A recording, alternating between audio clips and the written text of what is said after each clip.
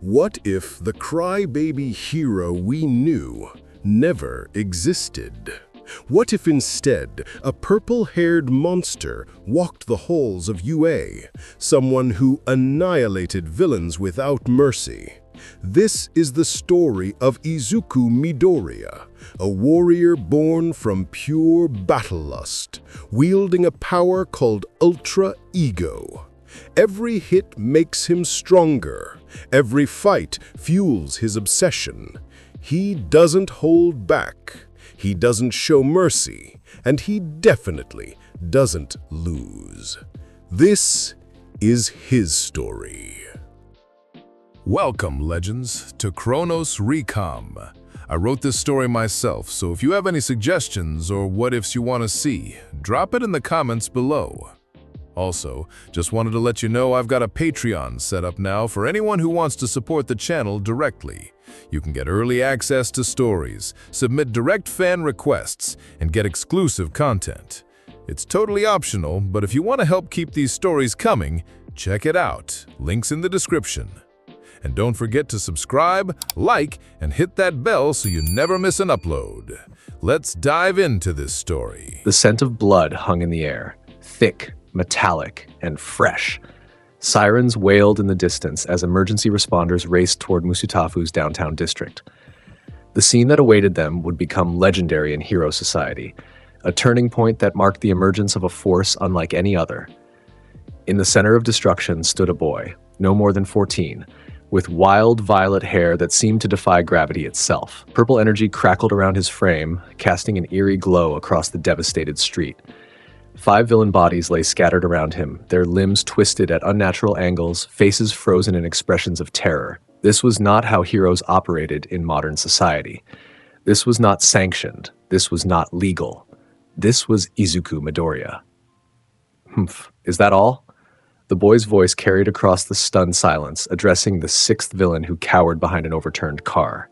Come out and face your death with some dignity, you miserable insect. Please, the villain whimpered. I surrender. I give up. Izuku's lips curled into a smirk as he stalked forward. Surrender? There is no surrender in battle, only victory or death. A police officer finally found his voice. Kid, stand down. You can't just... The officer's words died in his throat as Izuku turned, fixing him with piercing purple eyes that burned with something primal and terrifying. I am Izuku Midoriya. Each word dripped with pride and venom, and I do as I please. With a casual flick of his wrist, a surge of violet energy erupted from his palm, obliterating the vehicle the villain hid behind. The man screamed, but only briefly. The energy consumed him, leaving nothing but ash where a person had stood moments before. The police raised their weapons, but none fired. They had witnessed what this boy could do.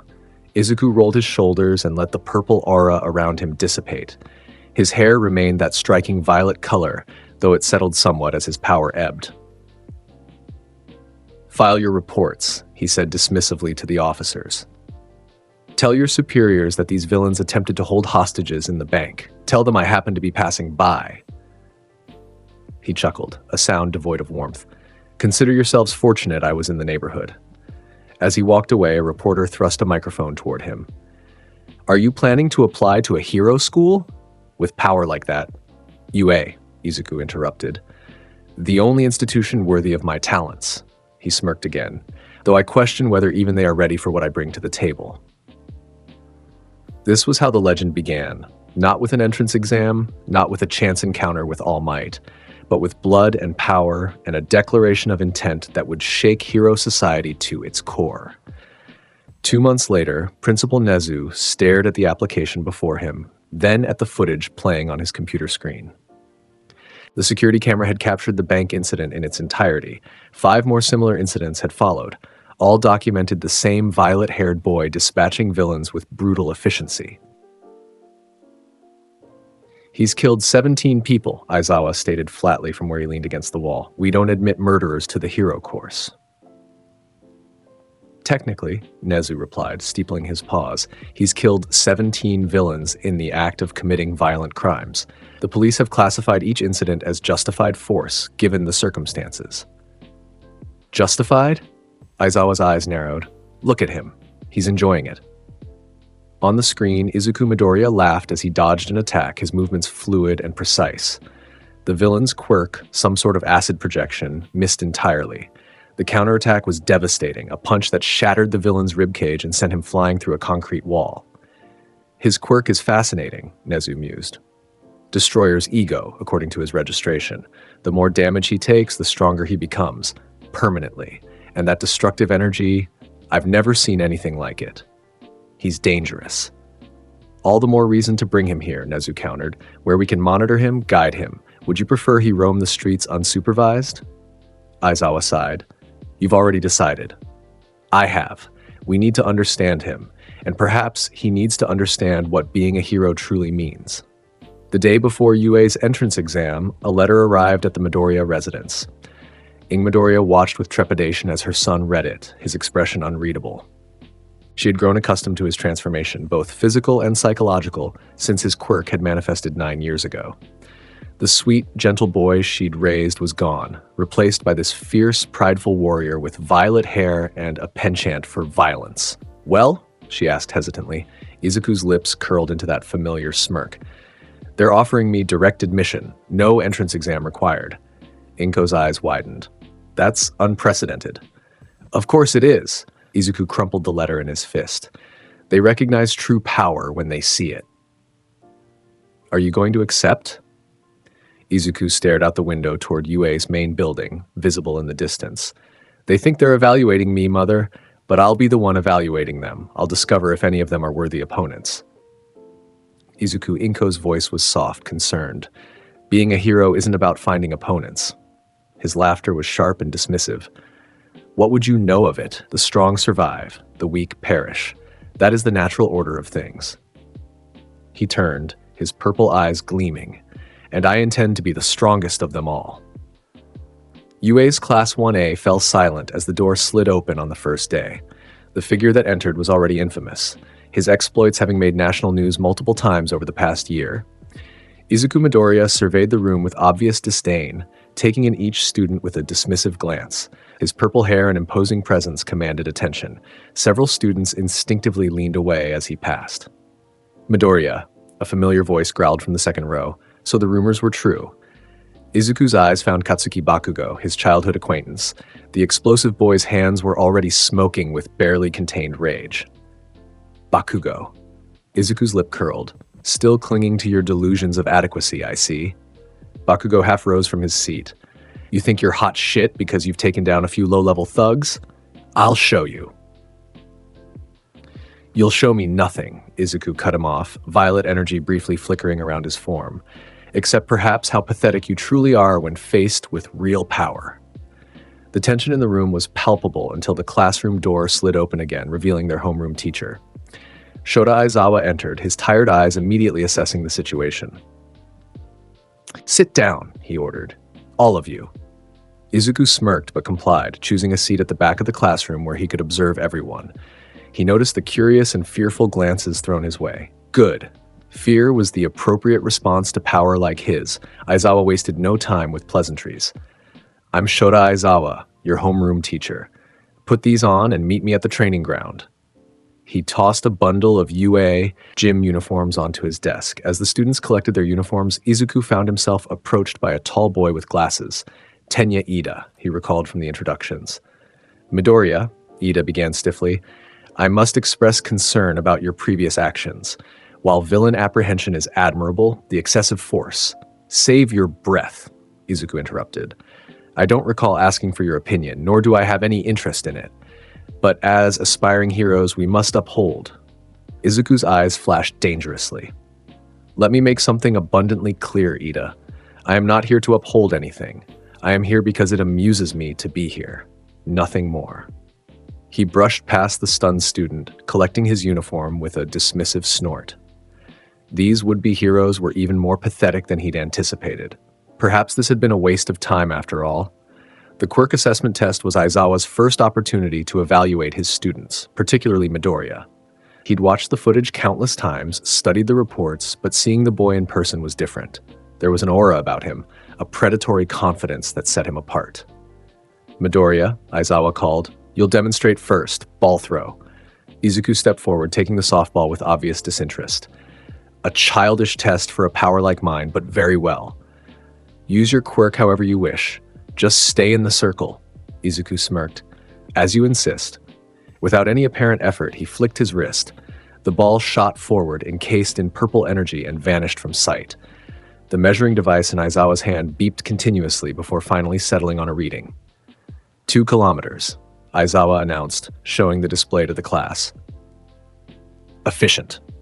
Murmurs rippled through the students. Bakugo's face contorted with rage. That wasn't even a proper throw, Izuku said, rolling his shoulder. Had I actually put effort into it, your little measuring device would have been insufficient. Aizawa's eyes narrowed. Next test.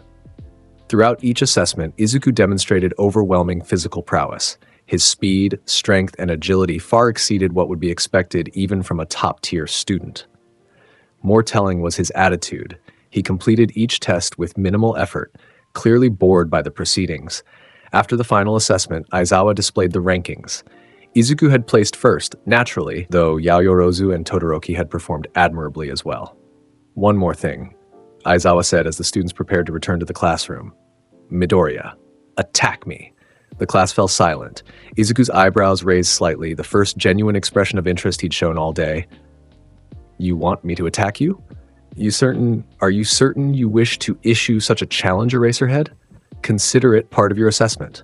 A slow, predatory smile spread across Izuku's face. As you wish. The violet aura erupted around him instantly, his hair becoming wilder as his power surged. The other students backed away, sensing the danger. Aizawa activated his quirk, his hair rising as he erased Izuku's abilities. Without your quirk, hand-to-hand only. For a moment, Izuku's aura flickered and faded. Then, to Aizawa's surprise, it stabilized and intensified. An interesting attempt, Izuku laughed. But Destroyer's ego isn't so easily negated. It's become too fundamental to my being. He moved with blinding speed, appearing before Aizawa in an instant. The teacher barely managed to dodge the first strike, capturing Izuku with his capture scarf in a fluid counter-movement. Or so he thought. The scarf wrapped around Izuku's arm, but the boy didn't even attempt to pull free. Instead, he gripped the fabric and yanked, pulling Aizawa toward him with terrifying force. Too slow, Izuku taunted, his fist connecting with Aizawa's abdomen. The impact sent the teacher skidding backward several meters. Had he not tightened his core at the last second, the blow might have caused serious damage. Enough, Aizawa commanded, straightening with a wince. I've seen what I needed to see. Izuku's aura faded, though his smirk remained. Have you? I was just warming up. The message was clear to everyone present. Izuku Midoriya had held back. Significantly. As the class made their way back to the building, whispers followed in Izuku's wake. Some were fearful, others curious, but all recognized the same truth. There was a monster among them, wearing a UA uniform. The battle training exercise under All Might's supervision would be the first real opportunity for Class 1A to witness Izuku in actual combat. The random selection placed him on the villain team with Yaoyorozu, facing Todoroki and Ida as heroes. Young Midoriya, All Might addressed him before the exercise began, his perpetual smile seeming slightly strained. I must emphasize that this is training. Excessive force will not be tolerated. Izuku regarded the symbol of peace with undisguised contempt. Define excessive, All Might. Is it excessive to win decisively? Is it excessive to demonstrate true power rather than playing at heroics? It is excessive to injure your classmates, All Might replied firmly. Something your record suggests you might be prone to doing. Those weaklings deserve their fate. Izuku turned away. But don't worry, I'll restrain myself somewhat. Inside the building, Yaoyorozu attempted to formulate a strategy. Midoriya, if we combine our quirks, we could... Your assistance is unnecessary, Izuku interrupted. Stand aside and observe. This won't take long. But the exercise requires teamwork. Does it? Izuku's eyes narrowed. The objective is to either capture the heroes or protect the weapon until time expires. I will accomplish both simultaneously. Before she could protest further, Izuku closed his eyes, concentrating. The purple aura began to emanate from his body, but rather than expanding outward, it seemed to condense, compressing around him like a second skin. What are you doing? Yaoyorozu asked, fascinated despite herself. Waiting, Izuku replied, opening his now glowing eyes. They'll come to us. Todoroki is too arrogant to approach cautiously, and Ida is too rigid to deviate from a direct assault. Sure enough, minutes later, the temperature in the building plummeted. Ice began creeping up the walls and across the floor, advancing rapidly toward their position. Izuku smiled. Right on schedule. The door to their room exploded inward as a wave of ice surged through. Todoroki stood in the doorway, his right side coated in frost, his heterochromatic eyes fixed on the weapon. Surrender, he demanded coldly. You're outmatched. Izuku's laughter echoed in the frozen room. Outmatched? You miserable fool. You have no concept of what true power is. With blinding speed, Izuku crossed the distance between them. Todoroki barely had time to raise an ice barrier before Izuku's fist connected with it, shattering the frozen defense like glass. Too slow, Izuku taunted, gripping Todoroki by the throat and lifting him off the ground. Is this all the great Shoto Todoroki has to offer? Pathetic. Midoriya. All Might's voice boomed through the communication system. Release him immediately. Izuku ignored the command, his grip tightening slightly. Your father speaks so highly of your potential. What a disappointment you must be to him. Something flashed in Todoroki's eyes. Rage, perhaps, or fear. His left side suddenly erupted in flames, engulfing both of them in a conflagration that would have severely burned anyone else. Izuku merely smiled wider, the flames seeming to harmlessly lick at his skin. Yes, that's more like it. Show me your true power, Todoroki. The fire intensified, and for a moment, genuine surprise registered on Izuku's face. He released Todoroki, stepping back as the flames continued to surge around them. Interesting, Izuku mused, his purple aura expanding to counter the fire. You've been holding back this power. Why? Todoroki didn't answer, his face a mask of concentration as he unleashed years of suppressed flames. The temperature in the room soared as ice and fire clashed violently. Young Todoroki. All Might's voice came again. Control yourself. The building integrity is compromising. Indeed, the structure around them groaned under the thermal stress of rapid freezing and extreme heat. Cracks appeared in the walls and ceiling. Izuku seemed unconcerned, even delighted by the destruction. Yes, destroy everything. Show me what you're truly capable of. As Todoroki's attack reached its peak, Izuku's violet aura suddenly contracted before exploding outward with tremendous force. The purple energy collided with Todoroki's flames, creating a shockwave that blasted through the entire floor of the building. When the dust settled, Todoroki lay unconscious against a partially collapsed wall. Izuku stood unharmed in the center of the destruction, his uniform torn but his body unmarked. The weapon they were supposed to be protecting or capturing was completely destroyed. Exercise terminated, All Might announced, appearing in person moments later. His smile was gone, replaced by a stern expression. Young Midoriya, report to my office immediately. Izuku merely shrugged, stepping over debris as he made his way toward the exit. He'll live, he said dismissively, gesturing toward Todoroki's unconscious form. Consider it a valuable lesson in understanding his limits. As medical robots rushed in to attend to Todoroki, the rest of Class 1A watched from the monitoring room in stunned silence.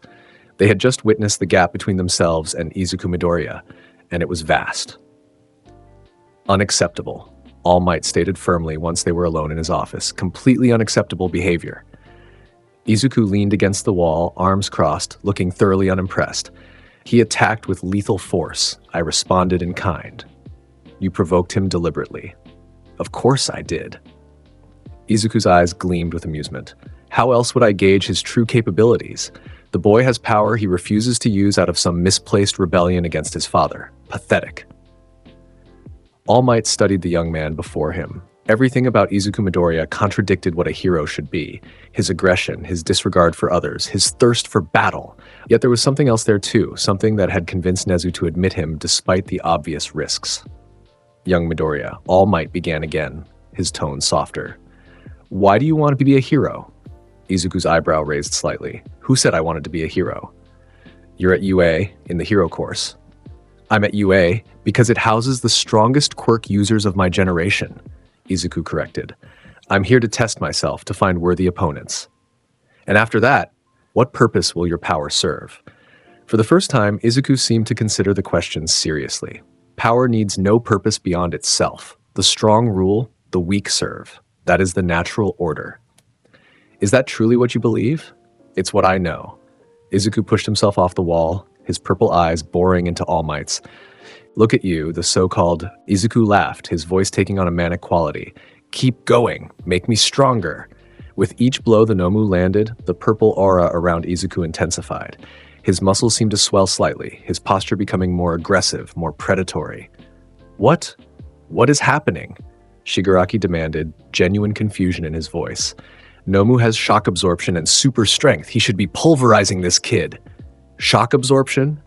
Izuku's eyes gleamed with malicious delight. Let's test its limits, shall we? His counterattack was devastating. A single punch to the Nomu's abdomen sent the creature flying backward, crashing through one of the USJ's domed walls. Before the dust had settled, Izuku was already pursuing, moving so quickly he seemed to teleport. Young Midoriya, 13, called out, "Stop! You don't know what you're dealing with." But Izuku was beyond hearing, beyond restraint. He had found a worthy opponent, and nothing would deny him this battle. The Nomu recovered quickly, charging back toward Izuku with even greater speed. Their collision created a thunderous boom that echoed throughout the facility, followed by a rapid series of impacts as they exchanged blows too fast for the untrained eye to follow. "This is insane," Kirishima muttered, watching wide-eyed. He's actually matching that monster blow for blow." "No," Todoroki replied grimly. "He's not matching it. He's overwhelming it."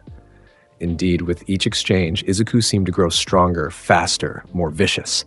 The Nomu's attacks, devastating as they were, only fueled Izuku's quirk, creating a feedback loop of escalating power. "Enough playing around," Izuku declared, leaping backward to create distance. "Time to show you what true power looks like." He held out his hand, and a sphere of concentrated violet energy formed above his palm, the air around it distorted, as if the very fabric of reality was being warped by its presence. "What is that?" Yaoyorozu whispered, instinctively backing away despite the distance. "Destruction," Bakugo answered, his expression uncharacteristically serious. "Pure destruction." Izuku launched the energy sphere directly at the Nomu. The creature, seemingly recognizing the danger, attempted to dodge, but the orb tracked its movement, adjusting course to intercept. The impact was blinding. A column of purple light erupted from the point of contact, shooting upward through the USJ's dome and into the sky beyond.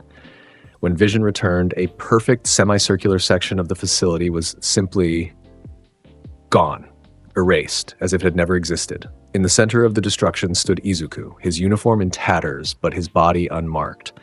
Of the Nomu, there was no sign, not even ash remained. Shigaraki stared in disbelief, his hands dropping to his sides. That's impossible. Nomu was engineered to fight All Might at 100%. Izuku turned his attention to the villain leader, his eyes glowing with malevolent purpose. "All Might? Please.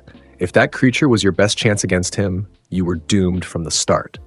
He started walking toward Shigaraki, each step leaving a smoldering footprint in the ground. "Now, shall we continue this farce, or will you provide me with a real challenge?" Shigaraki backed away, genuine fear visible even through the hand covering his face. "Kurogiri, get us out of here, now!" The mist villain quickly enveloped Shigaraki, but before they could completely escape, Izuku launched forward, his hand shooting through the portal to grasp Shigaraki's wrist. "Running away so soon?" Izuku taunted, his grip tightening until bones cracked. "I expected more from the orchestrator of this pathetic invasion." With a violent jerk, he pulled Shigaraki partially back through the portal, the villain's upper body emerging while his lower half remained in the warp gate. "No! Release me!" Shigaraki screeched, panic evident in his voice.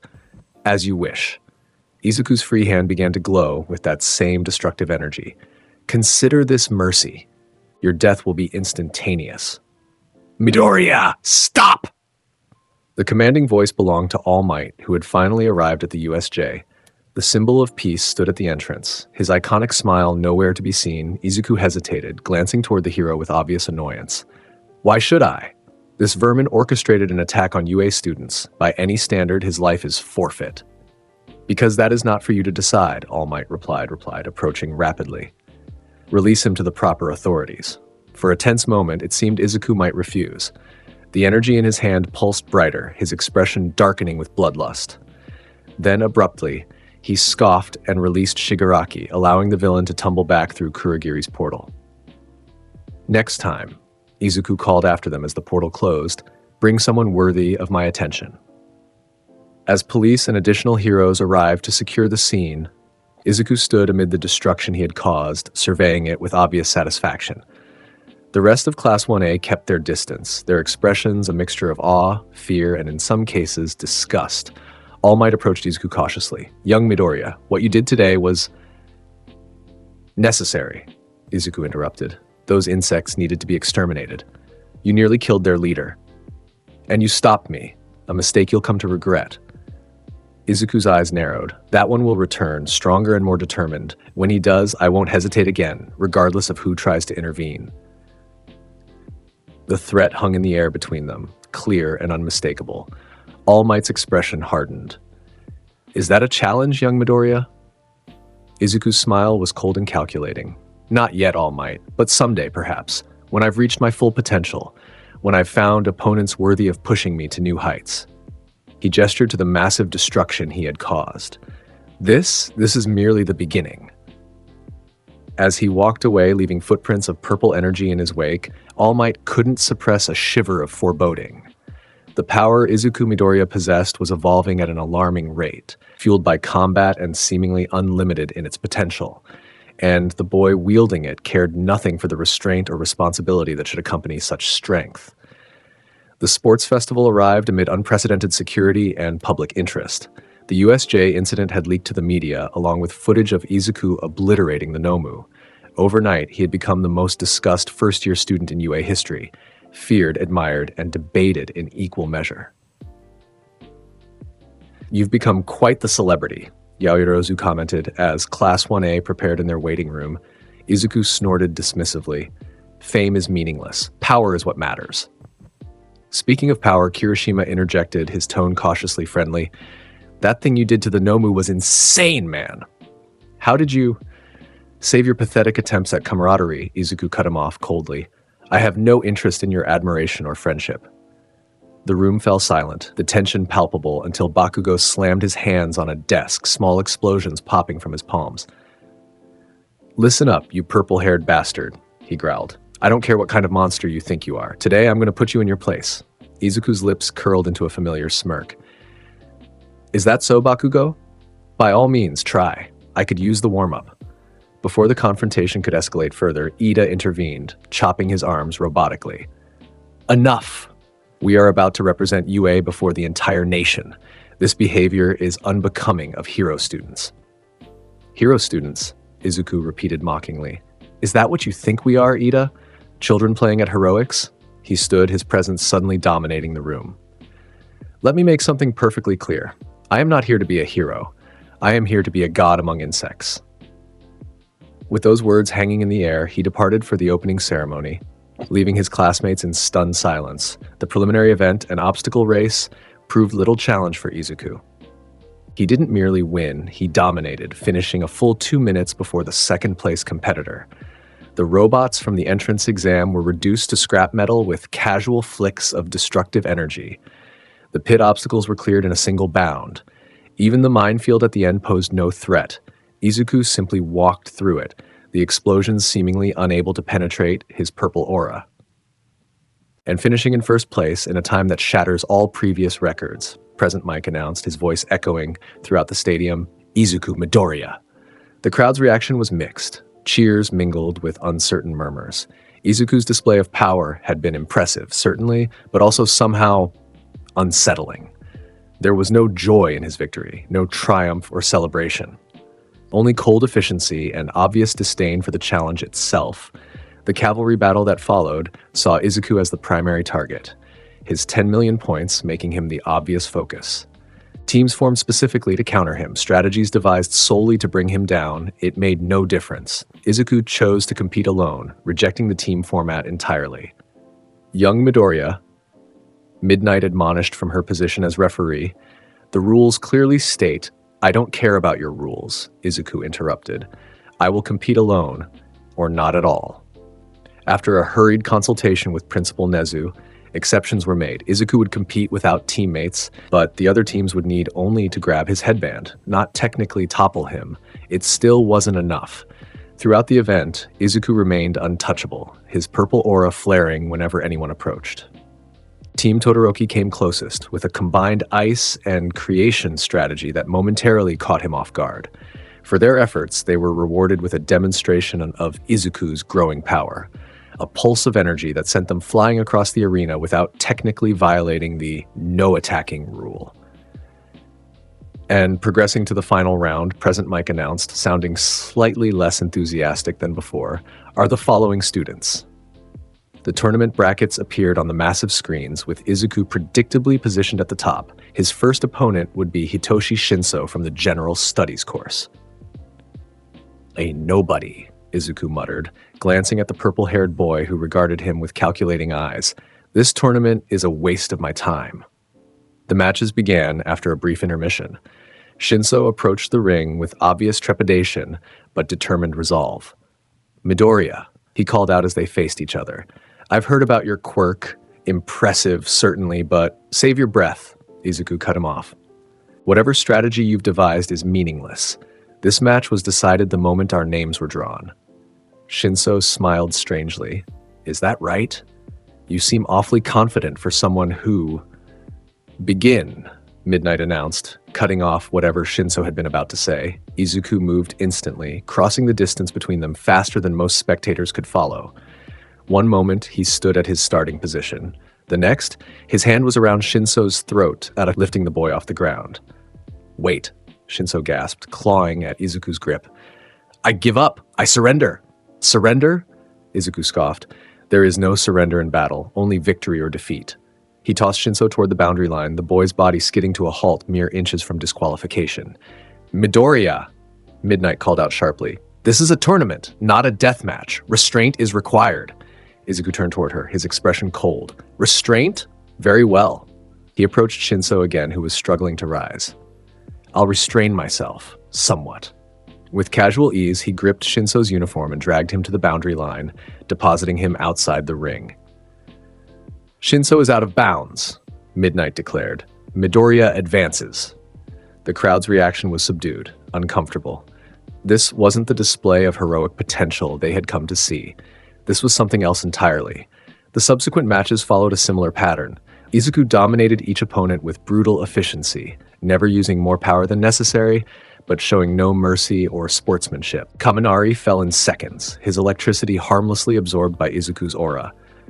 Tokoyami lasted slightly longer, Dark Shadow proving resilient until Izuku discovered its weakness to light, which he exploited by intensifying his purple energy until the Shadow quirk retreated entirely. In the semifinals, Izuku faced Todoroki. The dual quirk user had been avoiding his fire side throughout the tournament, relying solely on ice attacks despite their previous encounter. Still holding back Todoroki, Izuku taunted as they squared off. Still allowing your father to control you, even in his absence? Todoroki's expression darkened. You know nothing about me or my situation. I know weakness when I see it, Izuku replied, and you reek of it. The match began, and Todoroki immediately unleashed a massive ice attack, larger and more powerful than anything he had shown previously. The glacier of ice rushed toward Izuku, threatening to engulf him completely. Izuku didn't move. He stood his ground, allowing the ice to surround him, to cover him entirely until he disappeared from view. For a moment, the stadium fell silent. Had Todoroki actually managed to immobilize the seemingly unstoppable Midoriya? The answer came in the form of a violet glow emanating from within the ice, growing brighter and more intense by the second. Cracks appeared across the frozen surface, light spilling through them, until finally the entire structure shattered explosively. Izuku emerged, completely unharmed, his aura blazing around him like violet flames. Is that all? He asked, genuinely disappointed. After our encounter at the battle training, I expected more from you, Todoroki. I don't need fire to defeat someone like you, Todoroki replied, though his voice lacked conviction. Someone like me? Izuku laughed, the sound echoing across the silent stadium. There is no one like me, and there never will be if weaklings like you refuse to use their full power. He advanced, slowly, deliberately, as Todoroki launched wave after wave of ice attacks. Each was more desperate than the last, and each was destroyed with casual ease. Your father is watching. Izuku continued, now close enough that only Todoroki could hear his words. He's in the stands, observing his greatest creation squander the power he so meticulously cultivated. What must he be thinking, I wonder? Shut up? Todoroki snapped, his right side beginning to frost over from overuse. Make me, Izuku challenged. Use your fire, Todoroki. Use it or lose here, proving your father right about your weakness. Something shifted in Todoroki's heterochromatic eyes. Resolve, perhaps, or resignation. My fire is not his to command. It's mine. Then prove it, Izuku urged, now standing directly before him. Show me your true power. Flames erupted from Todoroki's left side, engulfing his arm and spreading across his body. The heat was intense, melting the remaining ice and creating a steam cloud that momentarily obscured both competitors. When visibility returned, Todoroki stood transformed, his fire and ice in perfect balance for perhaps the first time in his life. The temperature in the stadium fluctuated wildly as he channeled both quirks simultaneously. Yes! Izuku exclaimed, genuine excitement in his voice. This is what I've been waiting for. Come, Todoroki. Show me everything you have. What followed was the most spectacular display of quirk combat the sports festival had seen in years. Todoroki unleashed his dual nature fully, creating attacks that combined fire and ice in ways he had never attempted before. Izuku matched him blow for blow, his purple energy clashing with Todoroki's elements in explosive confrontations that tested the stadium's reinforced barriers. For a brief, shining moment, Todoroki seemed to gain the upper hand. A particularly clever combination attack caught Izuku in a superheated steam explosion, obscuring him from view. Is this the end for Midoriya? Present Mike's voice carried over the stadium speakers. Has Todoroki finally... His commentary cut off abruptly as Izuku emerged from the steam, his uniform burned away in places but his body unmarked. His expression, however, had changed. Gone was the contemptuous smirk, replaced by something more primal, more ferocious. Excellent, Todoroki, he growled, his voice deeper than before. You've actually managed to make me feel something. The purple aura around him pulsed and expanded. Allow me to return the favor. The counterattack was devastating. Izuku moved faster than even the pro-heroes in attendance could follow, appearing behind Todoroki in an instant. A single strike to the back sent Todoroki flying toward the boundary, but before he could cross it, Izuku was there again, redirecting him toward the center of the ring. I'm not finished with you yet, Izuku declared, catching Todoroki by the throat. You've earned the right to experience my full power. With that, he slammed Todoroki into the concrete, creating a crater that spread cracks throughout the fighting platform. Todoroki gasped, the wind knocked from his lungs, but still managed to release a desperate burst of flames directly into Izuku's face. Izuku didn't even blink. The flames washed over him harmlessly, seemingly absorbed by his quirk. Better, he acknowledged, but not enough, not nearly enough. A final blow rendered Todoroki unconscious, his dual quirk sputtering out as awareness left him. Todoroki is unable to continue. Midnight announced after checking the boy's condition. Midoriya advances to the finals. The crowd's reaction was subdued, a mixture of awe and unease. They had witnessed something unprecedented, a first-year student displaying power that rivaled professional heroes. But there was something disturbing about the way Izuku fought, about the pleasure he took in domination. The final match would pit Izuku against Bakugo, who had fought his way through the bracket with his usual explosive determination. As they faced each other across the ring, the contrast between them was stark. Bakugo's raw, emotional aggression versus Izuku's cold, calculated violence. Midoriya, Bakugo growled, small explosions popping from his palms. I've waited for this since we were kids. Izuku regarded him with obvious disdain. Have you? How pathetic. While you've been fixated on me, I've barely given you a thought. You think you're so much better than everyone else, Bakugo snarled. I'm going to enjoy taking you down a notch. Begin, Midnight called, stepping back quickly. Bakugo launched forward immediately, using his explosions for propulsion. His opening attack was aggressive and direct, a right hook enhanced by his quirk aimed directly at Izuku's face. Izuku caught the fist mid-explosion, the force of the blast dispersing harmlessly around his grip. Predictable, he stated flatly. You always lead with the right. Bakugo snarled and twisted, using his free hand to create an explosion directly in Izuku's face. The blast was powerful enough to momentarily obscure both fighters in smoke. When it cleared, Izuku stood unmoved, his grip still firm on Bakugo's fist. Was that supposed to hurt? With a casual flick, he tossed Bakugo across the ring. The explosive boy recovered midair, using his quirk to stabilize and land on his feet. "You've gotten better at controlling your trajectory," Izuku observed. "At least you've improved somewhat since our childhood." "Shut up and fight seriously," Bakugo demanded, frustration evident in his voice. "Fight seriously?" Izuku's eyebrow raised slightly. "Against you? That would be overkill." Bakugo's response was his most powerful attack, Howitzer Impact, a move he had been saving for this very moment. The explosion was massive, temporarily blinding the audience and shaking the entire stadium. For a heartbeat, it seemed like it might have worked. When visibility returned, Izuku was no longer standing where he had been. Bakugo's triumph was short-lived. A voice spoke directly behind him. "Not bad, Bakugo, for an insect." Before Bakugo could turn, a hand gripped the back of his neck, lifting him off the ground. Izuku held him aloft effortlessly, his expression one of mild amusement.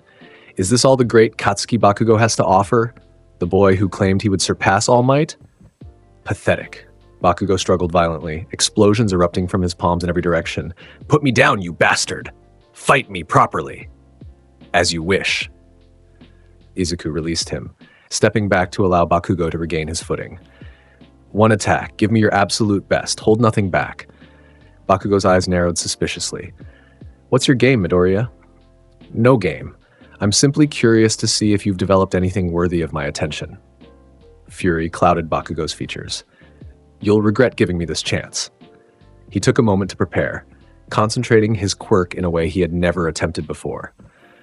The nitroglycerin-like sweat pooled in his palms, like glowing with barely contained energy. "Die!" Bakugo roared, unleashing an explosion that dwarfed all his previous attacks. The force was so great that it pushed him backward, his feet leaving trails in the concrete as he struggled to maintain his position. Izuku stood directly in the path of the blast, making no attempt to dodge or defend. The explosion engulfed him completely, the heat and pressure washing over the entire stadium. Protective barriers activated automatically, shielding the audience from the worst of the backlash. When the smoke finally cleared, Bakugo stood panting, his arms trembling from the exertion. Across from him, Izuku remained standing, his uniform in tatters but his body unmarked. Only his hair seemed affected, blown back from the force of the blast. "Impressive," Izuku acknowledged, genuine approval in his voice. That actually tingled. Bakugo's expression collapsed from exhaustion to despair. He had given everything he had, and it hadn't even scratched his opponent. "My turn," Izuku stated simply. The purple aura erupted around him, more intense than it had been in any previous match. The concrete beneath his feet cracked and disintegrated as the energy pulsed outward. "Midoriya!" Midnight called out warningly. "Remember the rules of engagement." Izuku spared her a glance, his purple eyes glowing with barely contained power. "I remember." With that, he moved. One moment he stood across the ring, the next he was directly before Bakugo, his fist connecting with the explosive boy's abdomen. The impact lifted Bakugo off his feet, sending him flying toward the boundary. But Izuku wasn't finished. He appeared behind Bakugo midair, redirecting him upward with a kick that sent him soaring above the stadium. Then, in a display of speed that left the audience gasping, Izuku leapt to intercept Bakugo's trajectory, meeting him at the apex of his flight. "This is the difference between us, Bakugo," Izuku stated calmly as they hung momentarily suspended above the arena. "Not talent, not determination, simply power." With a final, measured strike, he sent Bakugo plummeting back to the ring, where he landed hard enough to create a small crater in the fighting platform. The explosive boy didn't rise. "Bakugo is unable to continue," Midnight announced after a quick check. "The winner of the UA Sports Festival first-year competition is Izuku Midoriya." The crowd's reaction was mixed, applause mingled with uncertain murmurs. The power Izuku had displayed was undeniable, but there was something deeply unsettling about the way he had dominated his opponents. This didn't feel like the emergence of a new hero. It felt like something else entirely. At the award ceremony, Izuku stood alone on the highest platform, Todoroki and Tokoyami on the lower tiers. All Might approached with the medals, his iconic smile firmly in place despite the tension evident in his posture. "Young Midoriya," he began, holding out the gold medal.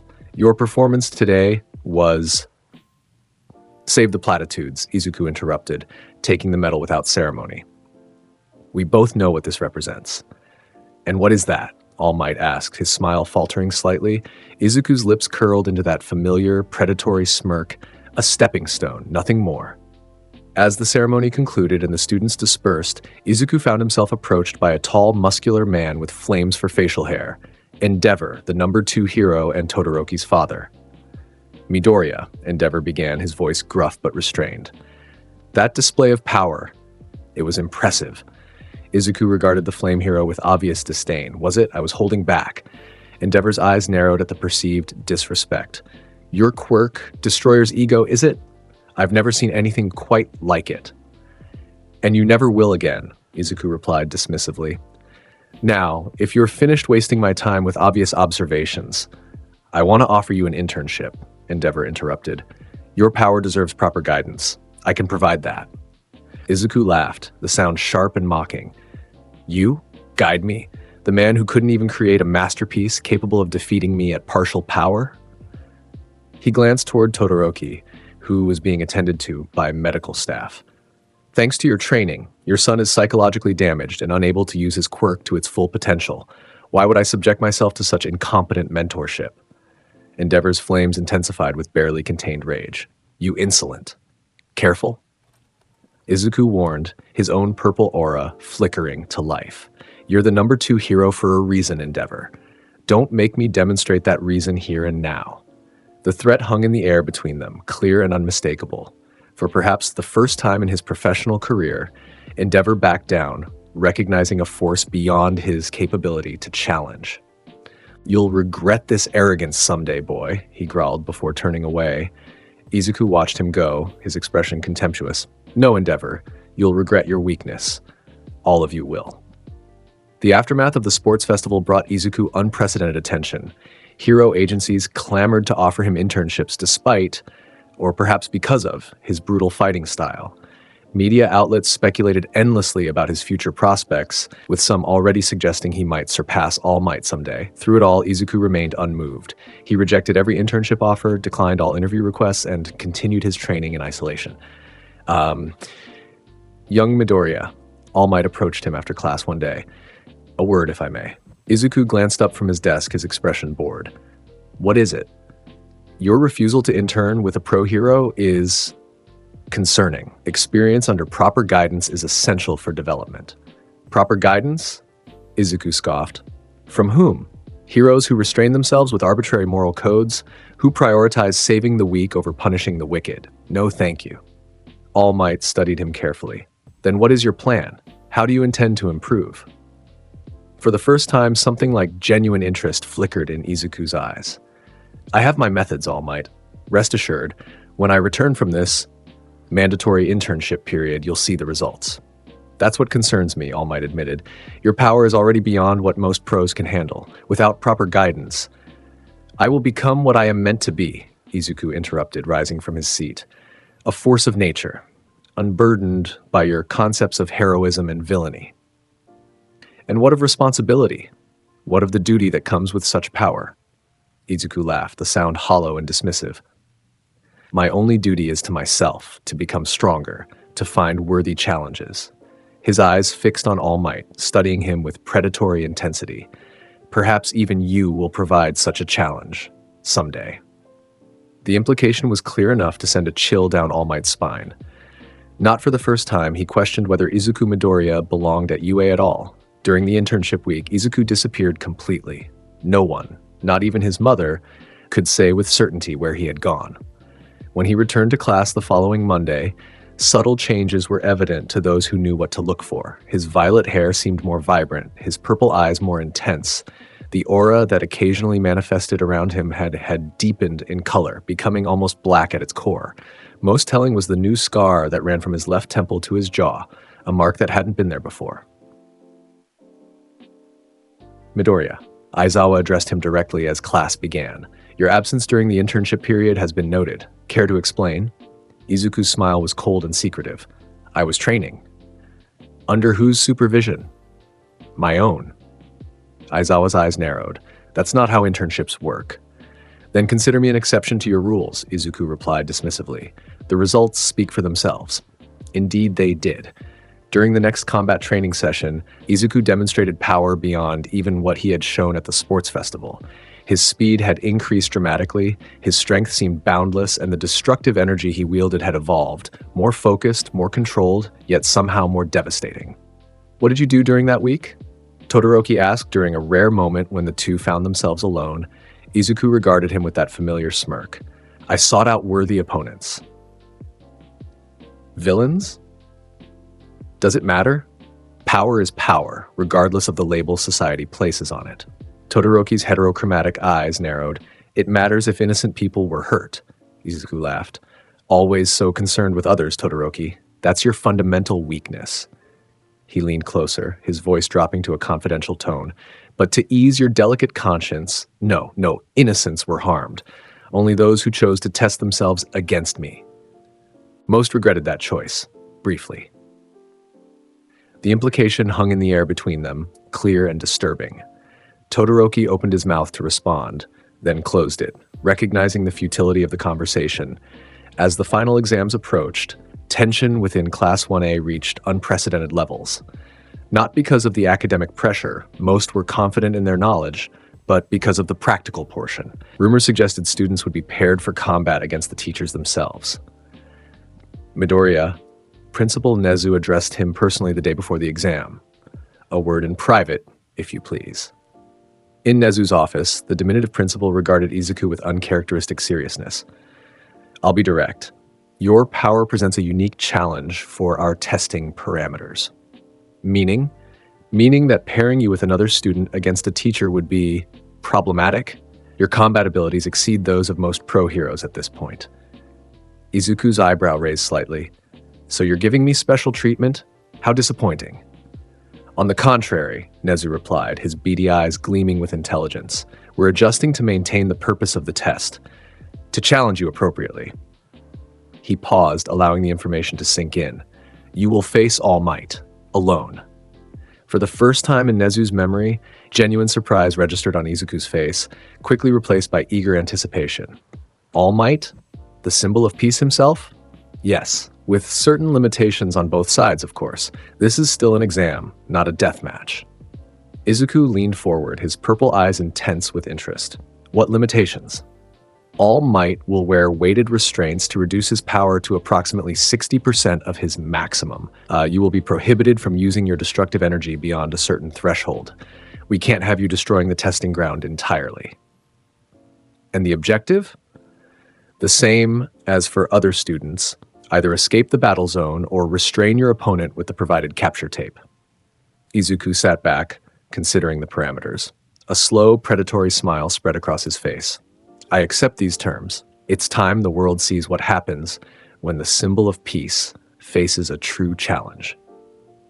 The next day, as other students paired off for their respective tests, Izuku stood alone at the entrance to Ground Gamma.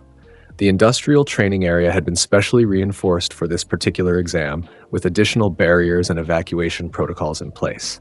Young Midoriya, All Might's voice boomed as he approached, his iconic smile firmly in place despite the tension evident in his posture. The hero wore visible weights on his wrists and ankles, designed to limit his overwhelming strength. Are you prepared for this test? Izuku's answering smile was cold and anticipatory. The question, All Might, is whether you are prepared. With that, the violet aura erupted around him, more intense than it had ever been. The concrete beneath his feet cracked and disintegrated as the energy pulsed outward. Begin! Present Mike's voice announced over the loudspeaker. All Might moved first, crossing the distance between them with blinding speed despite his restraints. His opening attack, a right hook delivered with enough force to shatter concrete, aimed directly for Izuku's chest. Izuku didn't dodge. He met the attack head-on, his own fist colliding with All Might's in a clash that generated a shockwave powerful enough to shatter nearby windows. Interesting, All Might commented, genuine surprise in his voice. You've grown stronger than I anticipated. You have no idea, Izuku replied, his smile widening into something feral and hungry. What followed was unlike any test UA had ever witnessed. All Might, even at reduced power, fought with the skill and strength that had made him the world's greatest hero. His attacks were precise, powerful, and relentless, each blow capable of toppling buildings. Yet, Izuku matched him. More than matched him. With each exchange, the violet-haired student seemed to grow stronger, faster, more dangerous. The purple aura surrounding him intensified with every hit he took, the essence of his quirk manifest for all to see. "Your quirk truly is remarkable," All Might observed during a brief respite, his breathing slightly labored. "Every blow you receive makes you stronger." "Not just stronger," Izuku corrected, looking completely unaffected despite the devastating attacks he had weathered. "More evolved. Each battle pushes me beyond my previous limitations." His eyes narrowed, studying All Might with predatory focus. "But you're holding back. Even with those restraints, you're not fighting at 60%. All Might's smile faltered slightly. "This is an exam, young Midoriya, not a death match." "Disappointing," Izuku sighed, "but not unexpected, the symbol of peace, always restraining himself, always afraid of his own power." He rolled his shoulders, the purple aura around him condensing, becoming darker and more intense. "Allow me to show you what happens when one embraces power fully." The counterattack was devastating. Izuku moved faster than even All Might could track, appearing behind the hero in an instant. A single strike to the back sent All Might crashing through several industrial pipes and into a reinforced wall. Before the hero could recover, Izuku was there again, gripping him by the throat and lifting him off the ground. Is this all the great All Might has to offer? Pathetic. With casual ease, he tossed All Might through another series of structures. The hero recovered midair, landing on his feet with the grace that had made him legendary. "You've made your point, young Midoriya," All Might called out, removing one of the weighted restraints from his wrist. "Perhaps it's time I take this more seriously." "Yes!" Izuku exclaimed, genuine excitement in his voice. "Show me your true power, All Might. Show me why you're considered the world's greatest hero."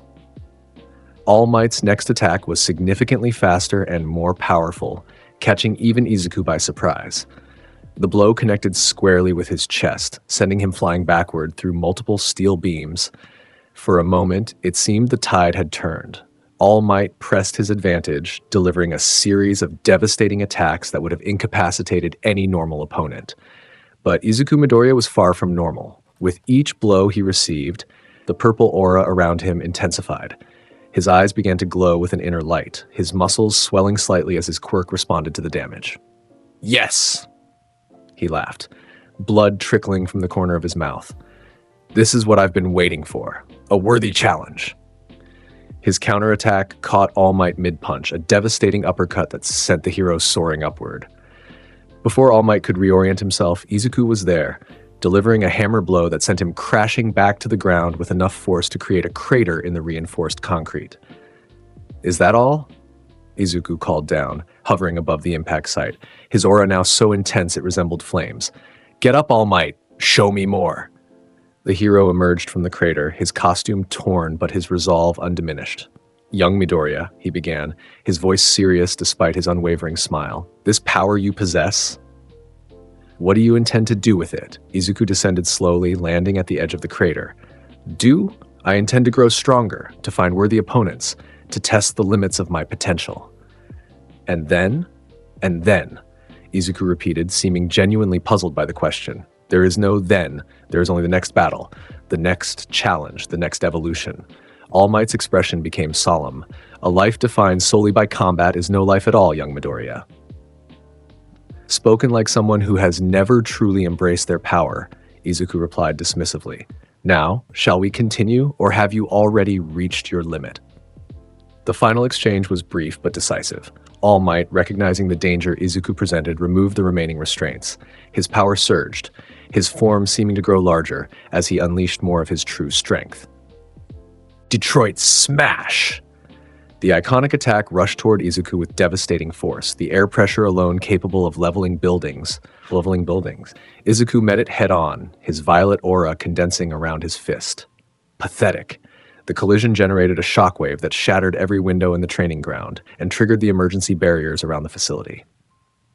Dust and debris obscured the outcome momentarily. When visibility returned, both figures remained standing. though All Might had been pushed back several meters, his feet leaving trenches in the concrete. Izuku stood unmoved, his aura flickering but still present. "Impressive," he acknowledged. "But not enough." With blinding speed, he closed the distance between them again. All Might attempted to counter, but Izuku had anticipated the move, dodging effortlessly and positioning himself behind the hero. Before All Might could react, Izuku had wrapped the capture tape around his wrist. "I believe this constitutes a victory," Izuku stated calmly. All Might stared at the tape, then at the student before him. For the first time in his career as a teacher, he felt genuine concern for the future. Not because Izuku Midoriya lacked power or potential, quite the opposite, but because that power, that potential, seemed unrestrained by any moral compass or sense of responsibility. "The test is concluded," Present Mike's voice announced, sounding somewhat subdued. "Izuku Midoriya passes." As they exited the training ground, All Might placed a hand on Izuku's shoulder. "Young Midoriya, that power you possess, it comes with responsibility." Izuku glanced at the hand, then at All Might's face.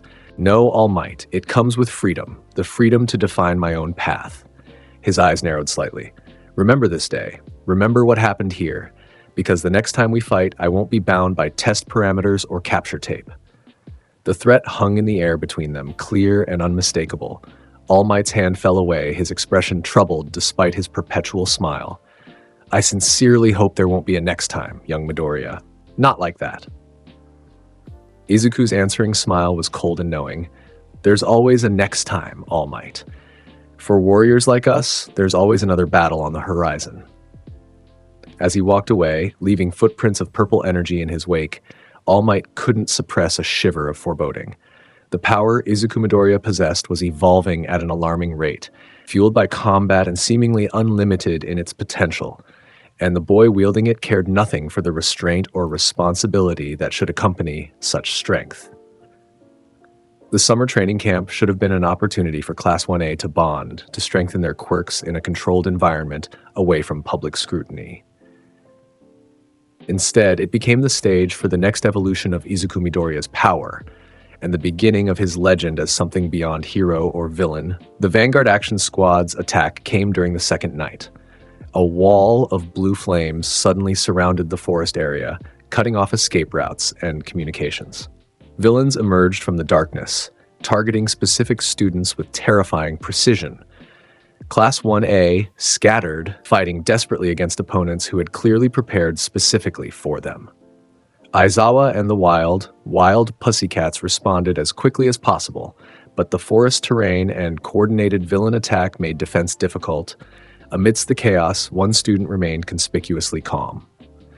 Izuku Midoriya watched the initial attack with mild interest, making no move to assist his classmates or engage the villains. "Aren't you going to help?" Uraraka asked desperately as she passed him, her face smudged with dirt and smoke. Izuku's eyebrow raised slightly. "Help? Why would I interfere with such an excellent opportunity?" "Opportunity," she repeated, shocked. "Our classmates are in danger." "Precisely." Izuku's lips curled into that familiar, predatory smirk. "Danger breeds strength. They'll either survive and grow stronger or perish and prove themselves unworthy."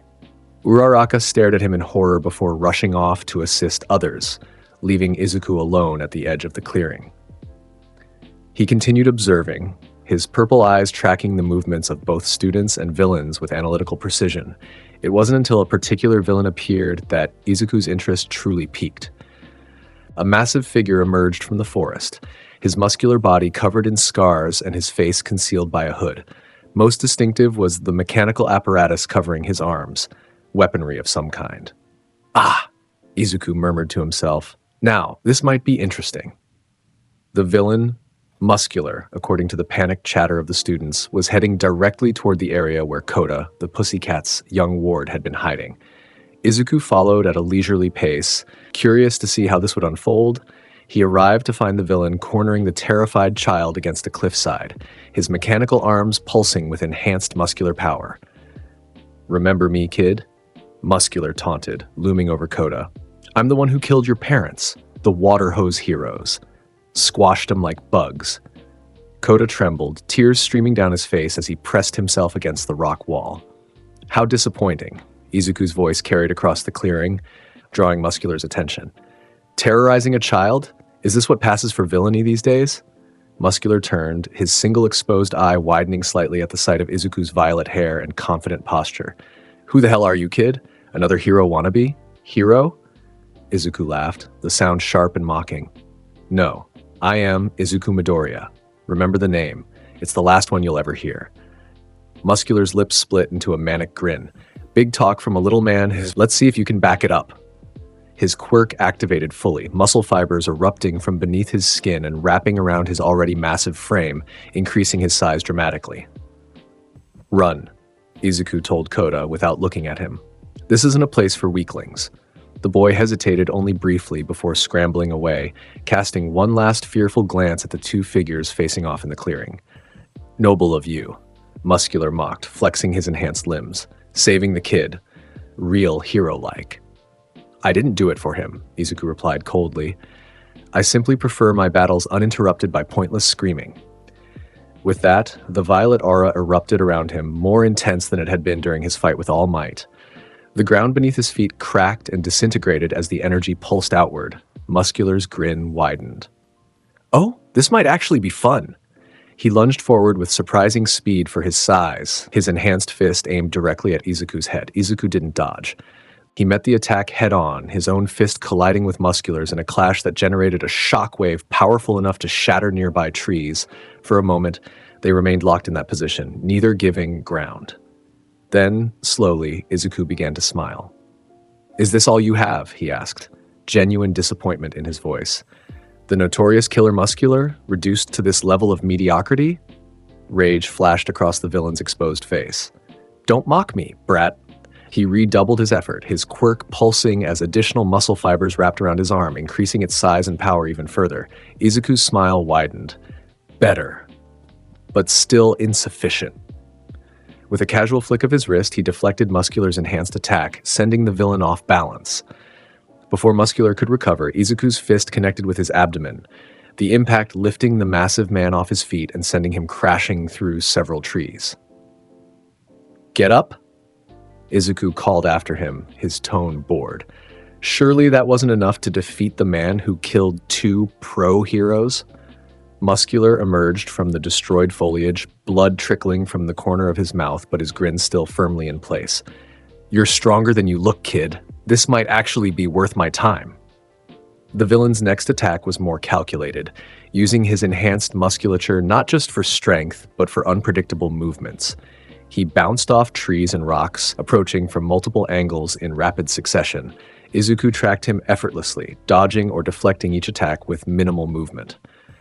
Your strategy is obvious, he commented during a brief pause. Predictable movements disguised as chaos. A child could see through it. Muscular's expression darkened with fury. Shut up! His quirk pulsed again, muscle fibers erupting across his entire body until he resembled a grotesque, veined monstrosity. I'll crush you! The attack that followed was indeed impressive, a coordinated assault of enhanced strength, speed, and unpredictable angles. For a moment, even Izuku seemed caught off guard, forced to actively defend rather than simply counter. A particularly well-aimed strike caught him in the chest, sending him skidding backward several meters. Another clipped his shoulder, spinning him partially around. A third connected with his jaw, snapping his head to the side. Muscular laughed maniacally. Not so confident now, are you, brat? When Izuku straightened, blood trickled from the corner of his mouth. He wiped it away, examining the red stain on his finger with interest. Then slowly he began to laugh, a sound that sent chills down the spine of anyone who heard it. Yes, he said, his voice deeper than before. This is what I've been waiting for. Pain, challenge, growth. The purple aura around him intensified, darkening at its core until it seemed almost black. His hair became wilder, his muscles more defined, his presence more overwhelming. What the hell? Muscular muttered, taking an involuntary step back. What kind of quirk is this? Destroyer's ego, Izuku replied, his eyes now glowing with that same violet energy. The more damage I take, the stronger I become, not temporarily, permanently. His smile became predatory, revealing teeth that seemed sharper than before. And you, Muscular, have just made me significantly stronger. The counterattack was devastating. Izuku, moved faster than even Muscular's enhanced perception could track, appearing before the villain in an instant. A single punch to the abdomen folded the massive man in half, blood and spittle erupting from his mouth. Before Muscular could recover, Izuku gripped him by the throat, lifting the villain, who outweighed him by at least 100 kilograms, as if he were weightless. "Is this all the great Muscular has to offer?" he mocked, echoing the villain's earlier taunt. Pathetic. With casual ease, he slammed Muscular into the ground, creating a crater in the forest floor. The villain groaned, his muscle fibers retracting slightly as his consciousness wavered. "No," Izuku said sharply. "You don't get to pass out yet. I'm not finished with you." He dragged Muscular back to his feet, holding him upright by his throat. "You killed 2 heroes. You terrorized a child. You attacked students. For these crimes, there's only one appropriate punishment." His free hand began to glow with concentrated violet energy, the destructive power of his quirk manifest in its purest form. "Wait," Muscular gasped, genuine fear replacing his manic grin. "I surrender! I give up!" "Surrender?" Izuku laughed, the sound devoid of mercy or humanity. "There is no surrender in battle, only victory or death." The energy in his hand pulsed brighter, and I have already claimed victory. What followed would be described differently by various witnesses. Kota, who had remained hidden nearby, would speak of a purple light so intense it turned night to day for a brief, terrifying moment. Aizawa, rushing toward the scene after detecting the energy spike, would report a concentrated explosion that left nothing in its wake. The truth was simpler and more horrifying. Izuku Midoriya had executed Muscular with a single focused blast of destructive energy, erasing him from existence so completely that not even ash remained. When Aizawa arrived moments later, he found Izuku standing alone in a perfect circle of destruction, trees, rocks, and vegetation completely obliterated within a 10-meter radius. "Midoriya," the teacher began, his voice tight with controlled fury. "What have you done?" Izuku turned, his purple eyes still glowing with residual energy. "I eliminated a threat. Permanently. You killed him. Yes." No remorse, no justification, no explanation beyond the simple affirmation, Aizawa's capture weapon unwound slightly, yet ready for deployment. That's not how heroes operate. "Then perhaps it's time heroes reconsidered their methods," Izuku replied dismissively. "While you capture and imprison, they escape and kill again. My way ensures they never harm anyone else." "This isn't a debate, Midoriya. You've crossed a line that you're afraid to cross," Izuku interrupted, out of moral cowardice disguised as principle. The two stood facing each other, tension crackling between them like electricity. Aizawa's quirk activated, his hair rising as he attempted to erase Izuku's abilities. For the briefest moment, the violet aura flickered and faded. Then, to Aizawa's horror, it stabilized and intensified. "An interesting attempt," Izuku commented, echoing their previous encounter. "But Destroyer's ego has evolved beyond your capability to negate. It's become too fundamental to my being." "Midoriya," Aizawa's voice took on a warning tone. "Stand down. Now." Izuku regarded him with mild amusement. "Or what, Eraserhead? You'll attempt to restrain me? To capture me? To treat me like the villains you so ineffectively combat?" He took a step forward, his aura pulsing ominously. "Go ahead. Try. You might provide an interesting challenge." The standoff might have escalated further had a massive villain not chosen that moment to burst through the forest nearby.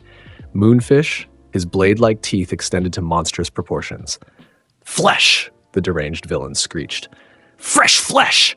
Aizawa's attention divided briefly, a momentary lapse in focus that any professional would recognize as potentially fatal in combat. It was all the opening Izuku needed. He moved with blinding speed, not toward Aizawa, but toward Moonfish. Before either the teacher or the villain could react, Izuku had crossed the distance between them. "Disgusting," he commented, regarding Moonfish with obvious disdain. "Another weakling playing at strength." Moonfish responded by launching a barrage of extended teeth blades toward Izuku, the organic weapons moving with surprising speed and precision. Izuku didn't dodge.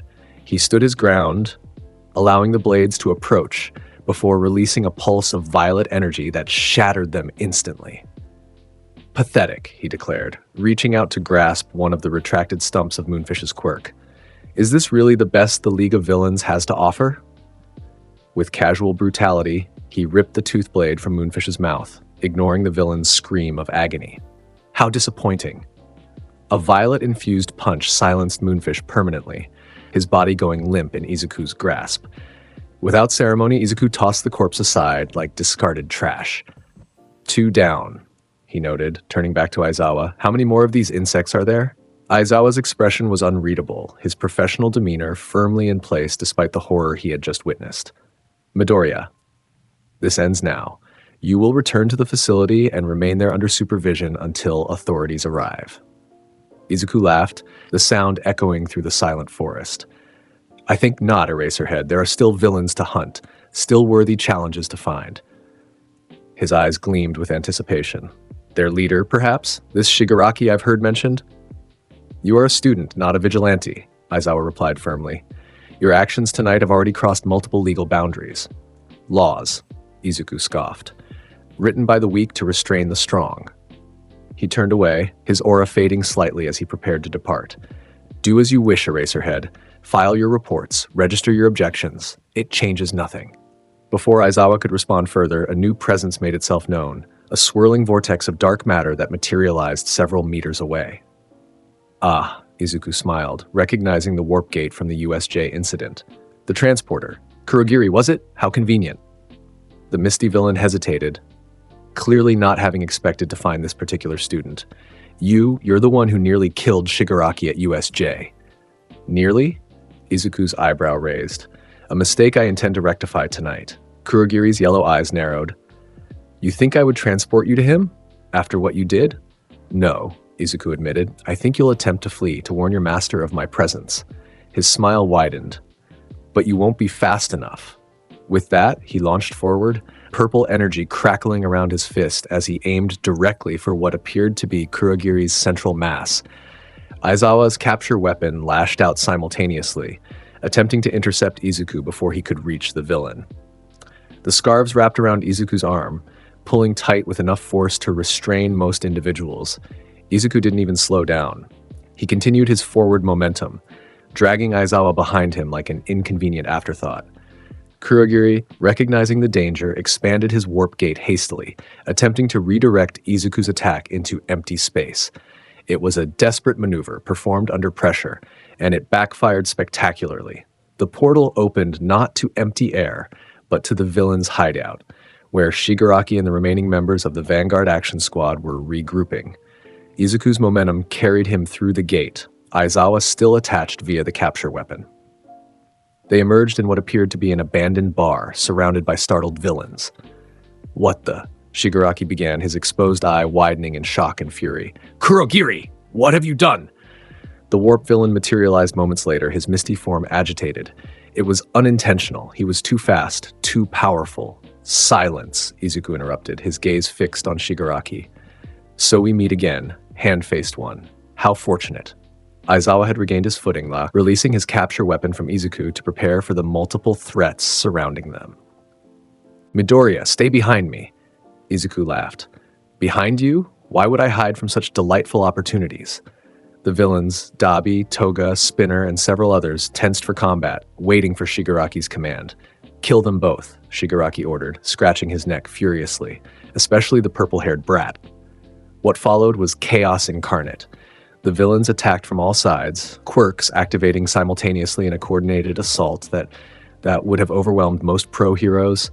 Aizawa responded with the skill and precision that had made an underground legend, his capture weapon and erasure quirk working in perfect harmony to neutralize multiple threats at once. But it was Izuku who truly dominated the battlefield.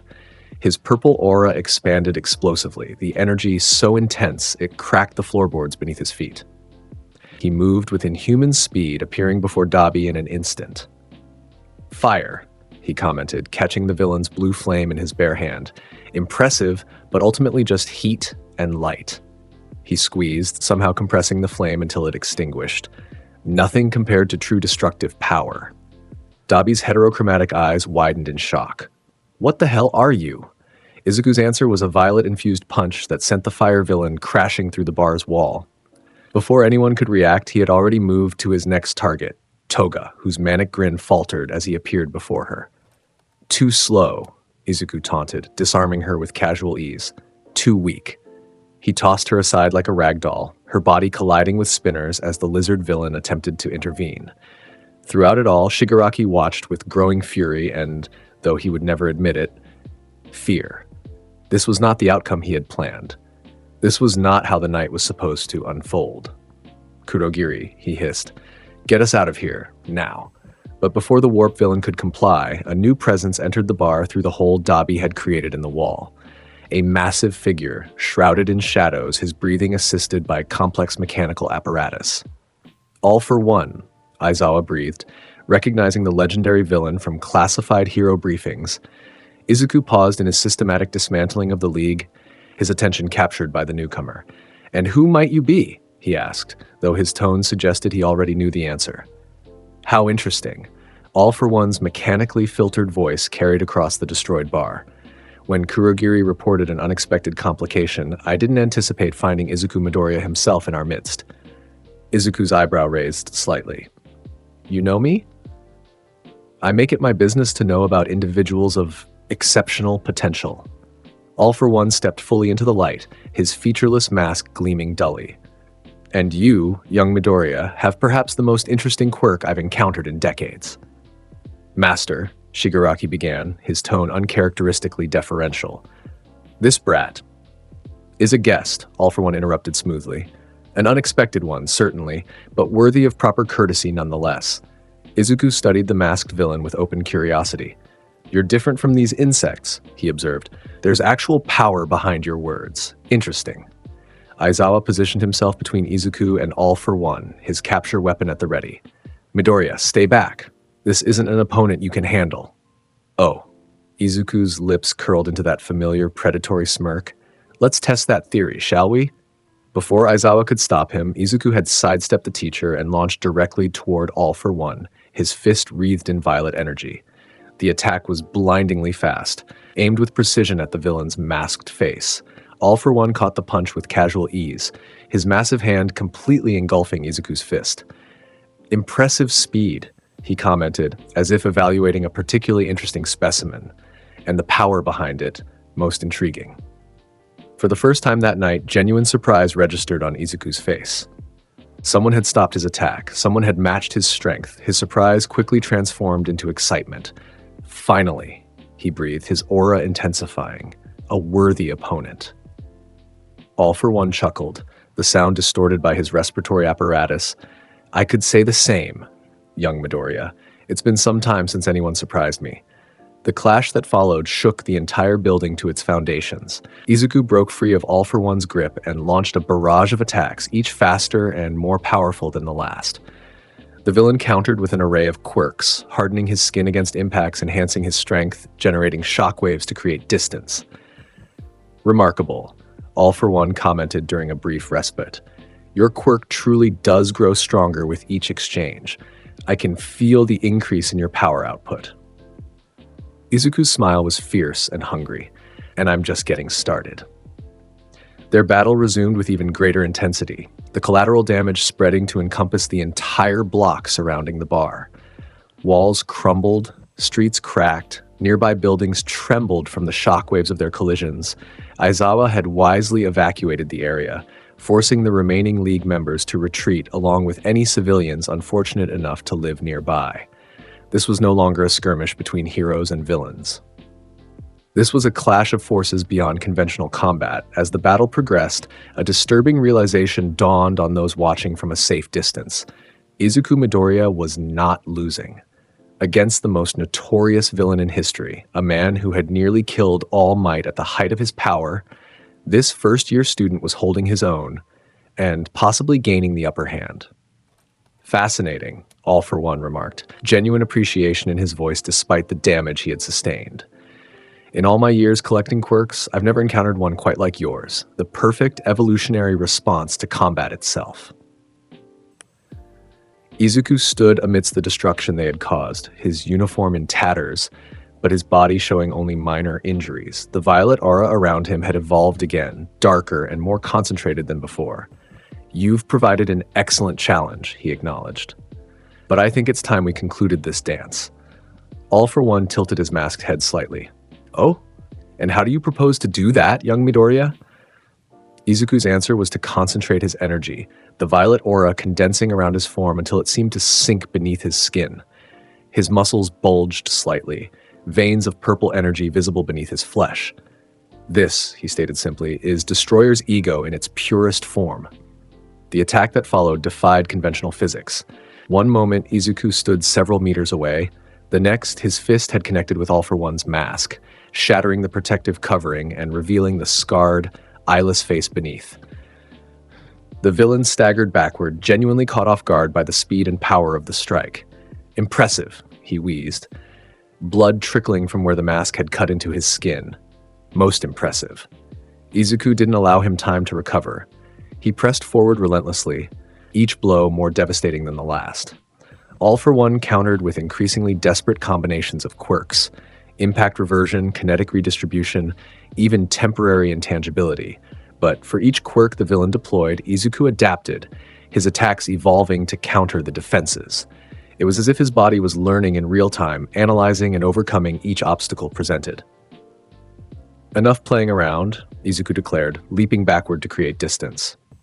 Time to show you what true power looks like. He held out his hand, and a sphere of concentrated violet energy formed above his palm, larger and more intense than any he had manifested before. The air around it distorted, reality itself seeming to warp in its presence. All for One recognized the danger immediately. Air cannon, he called out, activating one of his most powerful offensive quirks. The compressed air blast shot toward Izuku with enough force to level a city block. Izuku didn't dodge. He launched his energy sphere directly into the incoming attack. The collision was cataclysmic. A column of purple light erupted from the point of contact, shooting skyward with enough intensity to be visible from kilometers away. The shockwave flattened everything within a 100-meter radius, leaving a perfect circle of destruction in its wake. When the light faded and vision returned, Izuku stood unmoved, his hands still extended. Across from him, All for One had been driven to one knee, his body smoking from the backlash of their combined attacks. Extraordinary, the villain gasped, genuine admiration in his voice despite his condition. In all my centuries, I've never encountered such raw potential. Izuku approached slowly, deliberately, purple energy still crackling around his form. Centuries, he repeated, curious despite himself. How old are you, exactly? All for One chuckled, the sound wet and labored through his damaged respiratory system.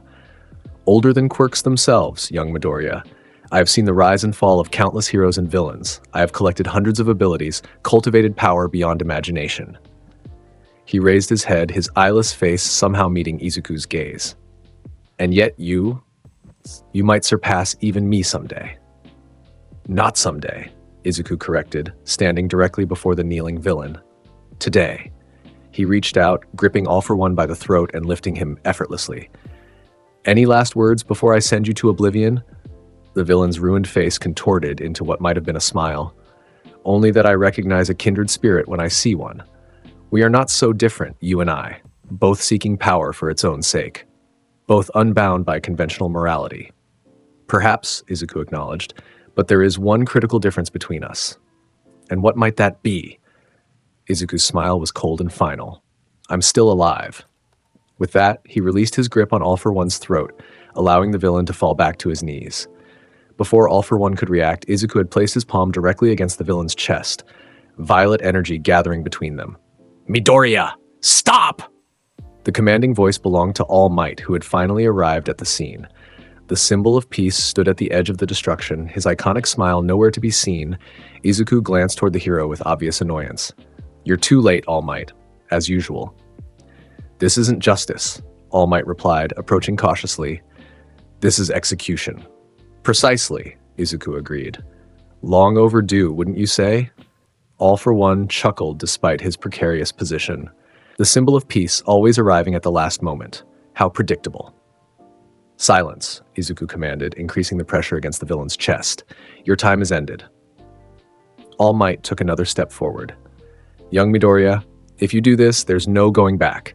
You will have crossed a line that separates heroes from... From what? Izuku interrupted. From villains? From monsters? From those who do what is necessary rather than what is sanctioned? He shook his head dismissively. I crossed your arbitrary lines long ago, All Might, and I have no regrets.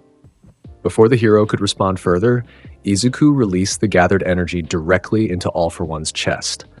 Unlike his previous destructive attacks, this one was focused and contained, a precision strike rather than an area effect. The result was no less devastating. All For One's body convulsed as violet energy coursed through him, his collected quirks activating chaotically in a desperate attempt at self-preservation. For a brief, terrible moment, it seemed as if he might survive through sheer force of will and accumulated power. Then, abruptly, the energy consumption was complete. Where the legendary villain had knelt, only ash remained, slowly dispersing in the night breeze. Izuku straightened, his expression one of quiet satisfaction. And so falls the so-called greatest villain in history, pathetic in the end. All Might stared at the scene in horror, his perpetual smile completely gone. "What have you done, young Midoriya?" "What you couldn't," Izuku replied simply. "What needed to be done?" He turned fully toward the hero, his purple eyes gleaming in the darkness. "I eliminated a threat that has plagued society for generations, a monster who has killed countless heroes and civilians, who has manipulated the criminal underworld from the shadows." "That wasn't your decision to make," All Might responded, his voice uncharacteristically harsh. "We have laws, systems of justice." "Systems that failed," Izuku countered. How many times had All For One been supposedly defeated only to return? How many heroes died trying to contain what should have been destroyed? He gestured to the pile of ash that had once been the most notorious villain in history. "This is permanent. This is final. This is true justice." All Might's expression hardened. "No, young Midoriya, this is not justice. This is vengeance. This is playing God." Izuku laughed, the sound sharp and dismissive. "God? No, All Might. I don't play at divinity. I simply embrace my nature, the nature of a destroyer." He stepped forward, his aura flickering back to life around him. "Now, will you attempt to arrest me, to punish me for eliminating the greatest threat this world has known? Will you defend a system that has repeatedly failed to protect the innocent?" The challenge hung in the air between them, clear and unmistakable. All Might stood his ground, though conflict was evident in his expression. "Young Midoriya," he began, his tone softening slightly, "this path you're on, it leads nowhere good. Power without compassion, strength without restraint, these are the hallmarks of tyranny, not heroism." "And who decides what is good, All Might?" Izuku asked, genuine curiosity in his voice. "The government? The Hero Commission? The public?" He shook his head dismissively. "All arbitrary standards created by those who fear what they cannot control." He gestured to the destruction around them, the collapsed buildings, the cratered street, the lingering traces of their battle. "This is reality. Power shapes the world. Always has, always will. I simply acknowledge this truth rather than hiding behind platitudes and false morality." All Might studied him for a long moment, genuine sadness in his eyes. "Then, I have failed you as a teacher, as a mentor." "Failed me?" Izuku laughed again. "No, All Might, you never had me to begin with. My path was set long before UA, before we ever met." His expression turned contemplative. "Perhaps it was set the moment my quirk manifested, this gift of destruction and evolution through combat." Before All Might could respond, police sirens wailed in the distance, growing closer by the second. Reinforcements were arriving, other heroes, law enforcement, perhaps even military, given the scale of destruction. "It seems our conversation must be cut short," Izuku observed, glancing toward the approaching lights. "A pity. There's much more we could discuss about the nature of power and its application." "Midoriya," All Might's voice took on a warning tone, "don't make this worse. Surrender peacefully. We can still find a way forward from this." Izuku's smile was knowing and final. "There is always a way forward, All Might, but not the one you envision." He turned, preparing to depart. "Remember this night. Remember what happened here. Because the next time we meet, circumstances may be very different." "Midoriya," All Might called after him. "Izuku." But the violet-haired student was already gone, moving with such speed that even All Might's enhanced perception could barely track him. He left nothing but destruction in his wake, and a legend that would echo through hero society for years to come. The boy who had killed All For One, the student who had crossed the line, the one who had embraced his nature as a destroyer, Izuku Midoriya. The aftermath of that night transformed hero society forever. The death of All for One, confirmed through DNA analysis of the remains, sent shockwaves through both the hero and villain communities. The League of Villains, leaderless and traumatized, scattered to the winds. Shigaraki vanished completely, his whereabouts unknown. UA faced unprecedented scrutiny. How had they failed to recognize the danger Izuku Midoriya presented? How had they allowed such power to develop unchecked? The questions came from all directions. Government agencies, media outlets, concerned parents. Principal Nezu addressed these concerns with his usual calculated diplomacy.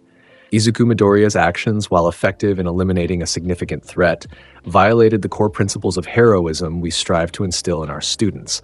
His subsequent departure from UA was his own decision, though one we would have been forced to make regardless. What Nezu couldn't say publicly, was that Izuku hadn't simply departed. He had vanished completely, his whereabouts as unknown as Shigaraki's. His mother reported him missing, though her statements to authorities suggested she wasn't entirely surprised by his disappearance. He was always destined for something beyond conventional heroism, she told investigators, her expression a mixture of pride and resignation. His power set him apart from the very beginning. Class 1A continued their education under a cloud of uncertainty. The empty desk where Izuku had once sat became a silent reminder of how quickly and dramatically circumstances could change. "Do you think he'll come back?" Uraraka asked Ida during a quiet moment between classes. The class representative's expression was unusually solemn. "I don't know, but if he does, I fear it won't be as a student or a hero." Months passed. The hero world adjusted to the new reality, one without All for One's shadow looming over it. Crime rates dropped temporarily, then stabilized at a lower level than before. It seemed paradoxically that Izuku Midoriya had accomplished what generations of heroes had failed to achieve, a significant reduction in organized villainy through a single decisive act. Then the rumors began. Reports of a violet-haired figure appearing at the scenes of major villain incidents, not to assist heroes, but to eliminate threats personally. A purple aura sighted at a hostage situation in Hosu, a destructive energy signature detected during a terrorist attack in Fukuoka. Always the same pattern: arrival, intervention, elimination, disappearance. No capture, no arrest, no mercy. The Hero Commission established a special task force dedicated to tracking and potentially apprehending this vigilante, whom the media had dubbed Destroyer, after snippets of witness accounts describing his purple aura and destructive capabilities. All Might, whose time as the symbol of peace was growing shorter as his power continued to wane, participated in this task force reluctantly. He alone knew the full truth, that the vigilante they sought was his former student, a boy who had chosen a path of absolute power over conventional heroism. "We need to approach this carefully," he advised during a strategy session. "Direct confrontation would be inadvisable." With all due respect, Endeavor countered, his flames intensifying with barely contained frustration. "This destroyer is acting completely outside the law, taking lives, dispensing his version of justice without oversight or accountability. And succeeding where we have sometimes failed," Hawks added quietly, earning sharp looks from his colleagues. "I'm just stating facts. The villains he's eliminated were all high-level threats that had evaded capture multiple times." "That doesn't justify execution," Best Jeanist argued. "Once we abandon due process, we're no better than the villains ourselves." The debate continued without resolution, mirroring the wider societal conversation about this new force in the hero landscape. Was Destroyer a hero operating outside conventional boundaries, a vigilante serving his own concept of justice, or something else entirely, a force of nature beyond simple categorization? For All Might, the question was more personal. What had happened to the boy who entered UA with such overwhelming power? How had that power shaped him, driven him, perhaps corrupted him? And most troubling of all, what would Izuku Midoriya become as his abilities continued to evolve? The answer came sooner than expected, and in a form no one had anticipated. 6 months after his disappearance, Izuku Midoriya returned to public view, not as a captured vigilante or repentant student, but as the central figure in a broadcast that hijacked every screen in Japan simultaneously. The image showed him seated in what appeared to be a throne-like chair. His appearance subtly changed from his UA days. His violet hair was longer, wilder, His purple eyes seemed to glow with inner light. Most striking was the scar that ran from his left temple to his jaw, the same one he had returned with after his internship, now more pronounced. "People of Japan," he began, his voice deeper than All Might remembered. "For too long you have lived in a society built on illusions, the illusion of safety provided by heroes who capture rather than eliminate threats. The illusion of justice delivered by a system that allows the same villains to escape repeatedly, to harm again and again." He leaned forward slightly, his intense gaze seeming to address each viewer personally. "I have demonstrated an alternative. In the past 6 months, I have permanently removed 37 high-level threats. Individuals your heroes had failed to contain, your justice system had failed to rehabilitate." The broadcast cut to footage of these encounters, brief, brutal displays of Izuku's overwhelming power against various villains. Each ended the same way, with the target eliminated completely, reduced to ash by that signature violet energy. "This is not vigilantism," Izuku continued as the footage returned to him. "This is evolution, the natural progression of a society that can no longer afford the luxury of half measures." He stood, his purple aura flickering to life around him. "I do not seek approval or permission. I do not require sanction or oversight. I am Izuku Midoriya, and I have embraced my nature as a destroyer, not of society, but of those who would threaten it." His eyes seemed to glow brighter, his presence becoming more imposing, even through the screen. "To the remaining villains who plague this nation, your time is ended. There will be no prison, no trial, no escape, only oblivion." He turned slightly, as if addressing a different audience. "And to the heroes and officials who might consider opposing me, reconsider. I have no desire to clash with those who share my ultimate goal of a safer society, but I will not be deterred, I will not be captured, and I will not be stopped." The broadcast concluded with a final, chilling statement. "This is not a declaration of war. This is simply a recognition of reality. Power defines the world, always has, always will. I have merely chosen to apply that power without the constraints of outdated moral frameworks." The screen went black, leaving a nation in stunned silence. The response was immediate and polarized. Government officials condemned the broadcast as terrorism, vigilantism in its most extreme form. The Hero Commission mobilized its top heroes to locate and apprehend Izuku Midoriya as a matter of highest priority, yet public reaction was surprisingly mixed. While many were disturbed by the methods displayed, others pointed to the undeniable results: 37 dangerous villains permanently removed from society. Areas that had been plagued by certain villains for years were now experiencing peace for the first time in memory. # Destroyer was right began trending on social media platforms, alongside equally popular tags demanding his arrest and prosecution. In the weeks that followed, Hero Society found itself increasingly divided. Some pros publicly questioned whether Izuku's methods, while extreme, might be justified against the most dangerous and recidivist villains. Others stood firm on principle, arguing that once the line of due process was crossed, the entire concept of heroism was compromised. All Might watched these developments with growing concern. The division itself was dangerous, perhaps even more dangerous than Izuku Midoriya's actions. A society that lost faith in its heroes, in its systems of justice, was vulnerable to something worse than villainy: despair. He made his decision after careful consideration. If anyone could reach Izuku, could remind him of the principles that heroism stood for, perhaps it was the symbol of peace himself. The message was sent through channels only All Might knew about, old connections from his time in America, individuals who operated in the shadows between heroism and vigilantism. A request for a meeting, a promise of no ambush, no capture attempt. Just conversation between former teacher and student. To his surprise, Izuku accepted. They met on the rooftop of an abandoned building in Kamino Ward, the same district where All for One had fallen, a fitting location for what might be their final conversation. All Might arrived first, in his powered-up form, though the effort cost him precious time from his dwindling reserve. He wanted to meet Izuku at full strength, not out of fear, but out of respect. Izuku appeared silently, simply there where moments before there had been empty space. His control had improved dramatically in the months since UA. All Might, he acknowledged with a slight nod. "You're looking diminished." The hero didn't deny it. His time limit grew shorter each day, his power waning as One for All's embers slowly died within him. Young Midoriya, thank you for agreeing to meet. Curiosity, Izuku replied with a shrug. Nothing more.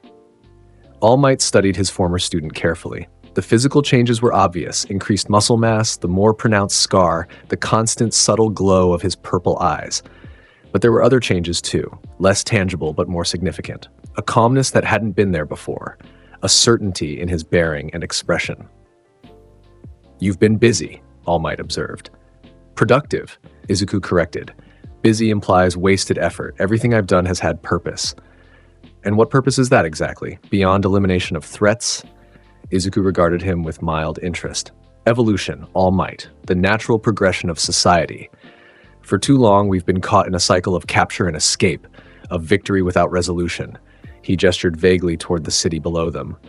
I'm breaking that cycle, permanently. At what cost? All Might asked quietly. The rule of law? Due process? The principles that separate heroes from villains? Principles, Izuku repeated, his tone suggesting the word tasted bitter. What good are principles when they prevent effective action, when they allow the same threats to reemerge time and again? He shook his head dismissively. Results matter. Outcomes matter. Everything else is justification for half measures. All Might sighed, his massive shoulders slumping slightly. I failed you, didn't I? As a teacher. As a mentor. You didn't fail me, Izuku replied, surprising the hero with his directness. You simply couldn't reach me. Our paths were too different from the beginning. His expression softened almost imperceptibly. You believe in symbols, in inspiration. I believe in action, in power applied directly and decisively. And where does that path lead, young Midoriya? When all the villains are eliminated, what then? Who defines which threats require your permanent solution? Izuku considered the question seriously, his purple eyes fixed on the distant horizon. I do, he answered simply. Based on clear criteria, demonstrated danger, recidivism, potential for future harm. He turned back to All Might. I'm not indiscriminate, All Might. I don't kill petty thieves or misguided youth. I eliminate those beyond redemption, beyond containment. And who gave you that authority? No one gave it to me, Izuku replied, a hint of his old arrogance returning. I took it, because I could, because someone needed to. His aura flickered briefly to life around him, because power shapes the world, always has, always will. All Might recognize the phrase from the broadcast. Is that truly what you believe? That might makes right? Not right, Izuku corrected. Reality. There is no universal right or wrong, All Might, only actions and consequences. He stepped closer, his expression intent. My actions have saved more lives than your symbolic victories ever could. That is the consequence that matters. They stood in silence for a moment, hero and former student, the gulf between their philosophies seemingly unbridgeable. I didn't come here to capture you, All Might said finally, though many would have me try. You would fail, Izuku stated matter-of-factly. You're not at your peak anymore, All Might. Your power is fading. I can see it, even if others can't. The hero didn't deny it. Then why do you think I came? To understand, Izuku answered immediately. To reconcile the student you thought you knew with the force I've become. He smiled slightly, the expression almost gentle despite his fearsome appearance. Perhaps even to save me in your own way. All Might nodded slowly. There's still a place for you in hero society, young Midoriya. A path back from this precipice. Izuku's laughter was unexpected, not mocking or dismissive, but genuinely amused. A path back? You still don't understand, do you? He gestured to himself, to the violet aura that now surrounded him permanently like a second skin. This isn't a deviation from my path. This is my path. Always has been, from the moment my quirk manifested. He turned away, looking out over the city again. Destroyer's ego isn't just about physical power, All Might. It's about embracing one's nature fully, without compromise or restraint. I am what I was always meant to be, a force of destruction aimed at those who threaten peace. And when you become the threat, All Might asked quietly, when your judgment falters or your power corrupts you completely. Izuku glanced back, his expression thoughtful. A fair question, one I've considered myself. He was silent for a moment. Then, if that day comes, I expect society will evolve in response. Someone stronger will emerge to challenge me. It's the natural order of things. That's not reassuring, All Might observed. It wasn't meant to be, Izuku replied. It's simply truth. Their conversation might have continued, might have found some common ground or understanding, had fate not intervened in the form of a massive explosion several blocks away. Both turned toward the disturbance, seeing flames and smoke rising from what appeared to be a shopping district. Villain attack, All Might stated, already preparing to leap into action despite his dwindling reserves. Izuku's expression sharpened, his aura intensifying. I sense multiple quirks, powerful ones. A predatory smile spread across his face. This might be interesting. Before All Might could respond, Izuku had already launched himself toward the disturbance, moving with such speed he seemed to vanish from sight. The hero followed as quickly as his diminishing power allowed, dread building in his chest. The scene that awaited them was chaos incarnate. A group of villains, new players, not affiliated with any known organization, had attacked the shopping district with devastating quirks. One controlled gravity, suspending civilians helplessly in midair. Another generated acid that melted everything it touched. A third created shockwaves that shattered buildings and infrastructure. And at their center stood a familiar figure with turquoise hair and a hand covering his face. Shigaraki Tamura, returned from his months of hiding. All Might arrived to find Izuku already engaged with the gravity villain, moving through the altered field as if it were normal conditions, his purple aura seemingly negating the quirk's effect. Pitiful, Izuku commented, catching the villain by the throat. Is this the best you can offer? The villain's eyes widened in terror as he recognized what had captured him. You, the Destroyer. Indeed, Izuku confirmed, his smile cold and final. And you have chosen poorly today. A pulse of violet energy, and the villain was gone, not even ash remaining this time, the destruction so complete it left no trace. All Might landed nearby, immediately moving to evacuate civilians from the danger zone. Midoriya, he called out. These people need help. Izuku glanced toward him dismissively. Then help them. I'll eliminate the threats. He turned his attention to the acid villain, who was attempting to flee having witnessed his comrade's fate. Izuku appeared in his path instantaneously, blocking escape. Running already? He asked, his tone almost conversational. But we've barely begun. The villain attacked desperately, projecting streams of corrosive acid directly at Izuku's face. The liquid sizzled as it made contact with the purple aura, evaporating before it could reach skin. Ineffective, Izuku observed, like all your kind. Another pulse of energy, another villain erased from existence. As All Might continued evacuation efforts, Izuku systematically eliminated each threat. The shockwave villain, 2 minor quirk users who had accompanied the group, a speedster who nearly escaped but ultimately felt Izuku's superior velocity. Finally, only Shigaraki remained, backed against a partially collapsed wall, his exposed eye wide with a mixture of rage and fear. We meet again, Handface, Izuku greeted him, approaching slowly, deliberately. You've been hiding, gathering these insects to do your bidding. How disappointing. Shigaraki scratched frantically at his neck, leaving bloody trails where his nails dug into flesh. You killed Sensei. You think this is over? This is just beginning. I'll destroy everything you... Boring, Izuku interrupted, his expression one of genuine disappointment. All this time and you haven't grown at all. Still the same petulant child throwing tantrums when things don't go your way. He reached out, faster than Shigaraki could react, gripping the villain's wrist before the decay quirk could activate. Your master at least provided an interesting challenge. You? You're nothing but an echo, a pale imitation of true power. Midoriya, All Might called out, having completed the civilian evacuation. That's enough. He can be contained, imprisoned. So he can escape again? Izuku countered, not looking away from Shigaraki's terrified face. So he can gather more followers, harm more innocents? He shook his head. No, All Might. Some threats cannot be contained. They must be eliminated. Don't do this, All Might pleaded, approaching cautiously. There's still a chance for justice through proper channels. Izuku finally turned toward him, his expression almost pitying. You still don't understand, do you? This is justice. Swift, certain, final. He tightened his grip on Shigaraki's wrist, causing the villain to whimper in pain. This is evolution. It's murder, All Might replied firmly, standing his ground despite the danger. And if you do this, if you cross this line again in front of me, I cannot stand idle. Izuku studied him for a long moment, genuine curiosity in his expression. You would fight me, now in your weakened state, over this piece of trash? He laughed softly, incredulously.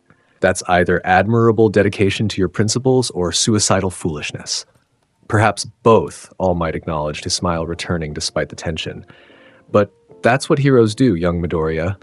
We stand for our principles, especially when it's difficult. Something flickered in Izuku's purple eyes, respect, perhaps, or memory of a time when he might have valued such ideals himself. For a heartbeat, it seemed he might relent, might hand Shigaraki over to proper authorities. Then the villain made his fatal error. Weak, Shigaraki spat, his free hand darting toward Izuku's exposed wrist, decay quirk activating. You're both weak, slaves to a corrupt system. I'll destroy. He never finished the sentence. Violet energy pulsed once, briefly, and Tamura Shigaraki, heir to All for One, leader of the League of Villains, was simply gone. All Might closed his eyes briefly, grief and disappointment evident in his expression. So that's your answer. It's the only answer that matters, Izuku replied, turning fully toward his former teacher. Now, will you attempt to fight me, as you suggested? To avenge that creature who would have gladly watched the world burn? The hero straightened to his full, imposing height, though the effort clearly cost him. I won't fight you today, young Midoriya, not because I feared defeat, but because these people... He gestured to the civilians watching from a safe distance, need to see heroes rebuilding, not battling each other. Izuku considered this, then nodded slightly. Pragmatic. I can respect that. He stepped back, his aura diminishing somewhat. Another time, perhaps. I hope not, All Might replied honestly. I hope you find your way back to the path of heroism, however unlikely that seems now. Izuku laughed, the sound surprisingly genuine. You misunderstand me completely, All Might. I haven't abandoned heroism, I've redefined it. His expression turned serious. The world is changing. The old methods, the old morality, they're insufficient for the challenges we face. He gestured to the destruction around them, then to the faces of civilians watching from behind safety cordons. Look at them. They fear me, yes, but they also recognize necessity when they see it. They know that sometimes true safety requires decisive action. All Might followed his gaze, troubled by what he saw. There was fear in those watching faces, certainly, but also something else. Approval, relief, gratitude even. That's a dangerous path, he warned. When people begin to accept, even celebrate extrajudicial killing, they're simply acknowledging reality, Izuku interrupted. The reality that some threats cannot be reformed, contained, or reasoned with. They can only be eliminated. He turned away, preparing to depart. You've been a symbol, All Might, a beacon of hope in dark times. I respect that more than you might believe. He glanced back, his purple eyes gleaming. But symbols aren't enough anymore. Action is required. Power applied directly and decisively. And who checks that power? All Might asked quietly. Who ensures it doesn't become tyranny? Izuku's smile was enigmatic. Reality itself. Power balances power. Always has, always will. He rose slightly into the air, his aura intensifying. Until next time, symbol of peace. With that, he was gone. Not flying exactly, but moving with such speed he seemed to vanish into the distance, leaving only a faint trail of violet energy in his wake. The aftermath of that encounter would resonate throughout Hero Society for years to come. As All Might stood amid the destruction, watching Izuku's violet trail fade into the distance, he couldn't shake the feeling that this was merely the beginning of something far greater and more terrible than anyone could imagine. Days turned to weeks, weeks to months. Izuku Midoriya continued his self-appointed mission, eliminating threats with brutal efficiency. Each victory strengthened him further, his power evolving with every battle. The purple aura that surrounded him grew darker, more intense, seeming to bend light itself around his form. News reports tracked his movements across Japan, a violet blur appearing wherever danger manifested. Some called him a vigilante, others a monster. A growing segment of the population saw him as something else entirely, a necessary evolution in a world where traditional heroism had failed. It was during one such mission that fate would set Izuku on a path even he couldn't have anticipated. The underground operation had been well concealed, a Yakuza faction operating beneath an unassuming hospital in the outskirts of Musutafu. Intelligence suggested they were developing something called quirk-erasing bullets, weapons that could permanently remove a person's abilities. Under normal circumstances, the Hero Commission would have organized a raid, dispatched appropriate pros to handle the situation. But Izuku Midoriya didn't wait for authorization or planning. He simply arrived, his destructive presence announcing itself before he'd even spoken a word. "Pathetic," he muttered, standing amid the bodies of Yakuza underlings who had attempted to stop his advance. Not a single one had lasted more than seconds against him. Is this truly the best protection for such valuable research? He moved deeper into the facility, following the scent of fear and the sound of panicked footsteps. Whatever they were protecting, they were terrified of losing it. That alone made it worth investigating. The inner sanctum was more heavily guarded, men with stronger quirks, actual combat training. They formed a defensive line before a reinforced door, weapons and abilities at the ready. "Stop! You don't understand what you're interfering with," their leader shouted, a man with avian features and sharp talons where fingers should be. "This is bigger than you realize." Izuku's smile was cold and predatory. "Few things are bigger than me these days." His aura flared, the violet energy casting eerie shadows across the sterile walls. "But please, try to convince me. It might prove entertaining." The battle that followed was brief and one-sided. Despite their superior numbers and coordination, the Yakuza guards fell like wheat before a scythe. Izuku moved through their ranks with elegant brutality, each strike precisely calculated to incapacitate or eliminate. When he reached the reinforced door, he placed a single palm against its surface. Violet energy seeped into the metal, causing it to warp and disintegrate from within. The barrier that had been designed to withstand explosive quirks and brute force attacks simply ceased to exist. Beyond lay a laboratory, pristine and clinical. Various apparatus lined the walls. Medical equipment, chemical storage, computers displaying complex formulas. But what caught Izuku's attention was the small, terrified figure huddled in the corner. A child. A girl, no more than 6 or 7 years old, with pale hair and a small horn protruding from her forehead. Her eyes were wide with fear, her small body trembling. Most disturbing were the bandages covering her arms, stained with fresh blood. Izuku tilted his head slightly, genuine curiosity replacing his battle-ready stance. "What is this? Why would the Yakuza keep a child?" "She's not a child," came a calm voice from the shadows. "She's a resource, a necessary sacrifice for the greater good." A man stepped forward, his face concealed behind a plague doctor's mask. His presence radiated controlled menace, not the wild aggression of typical villains, but something colder, more calculated. Overhaul, Izuku identified him from intelligence reports.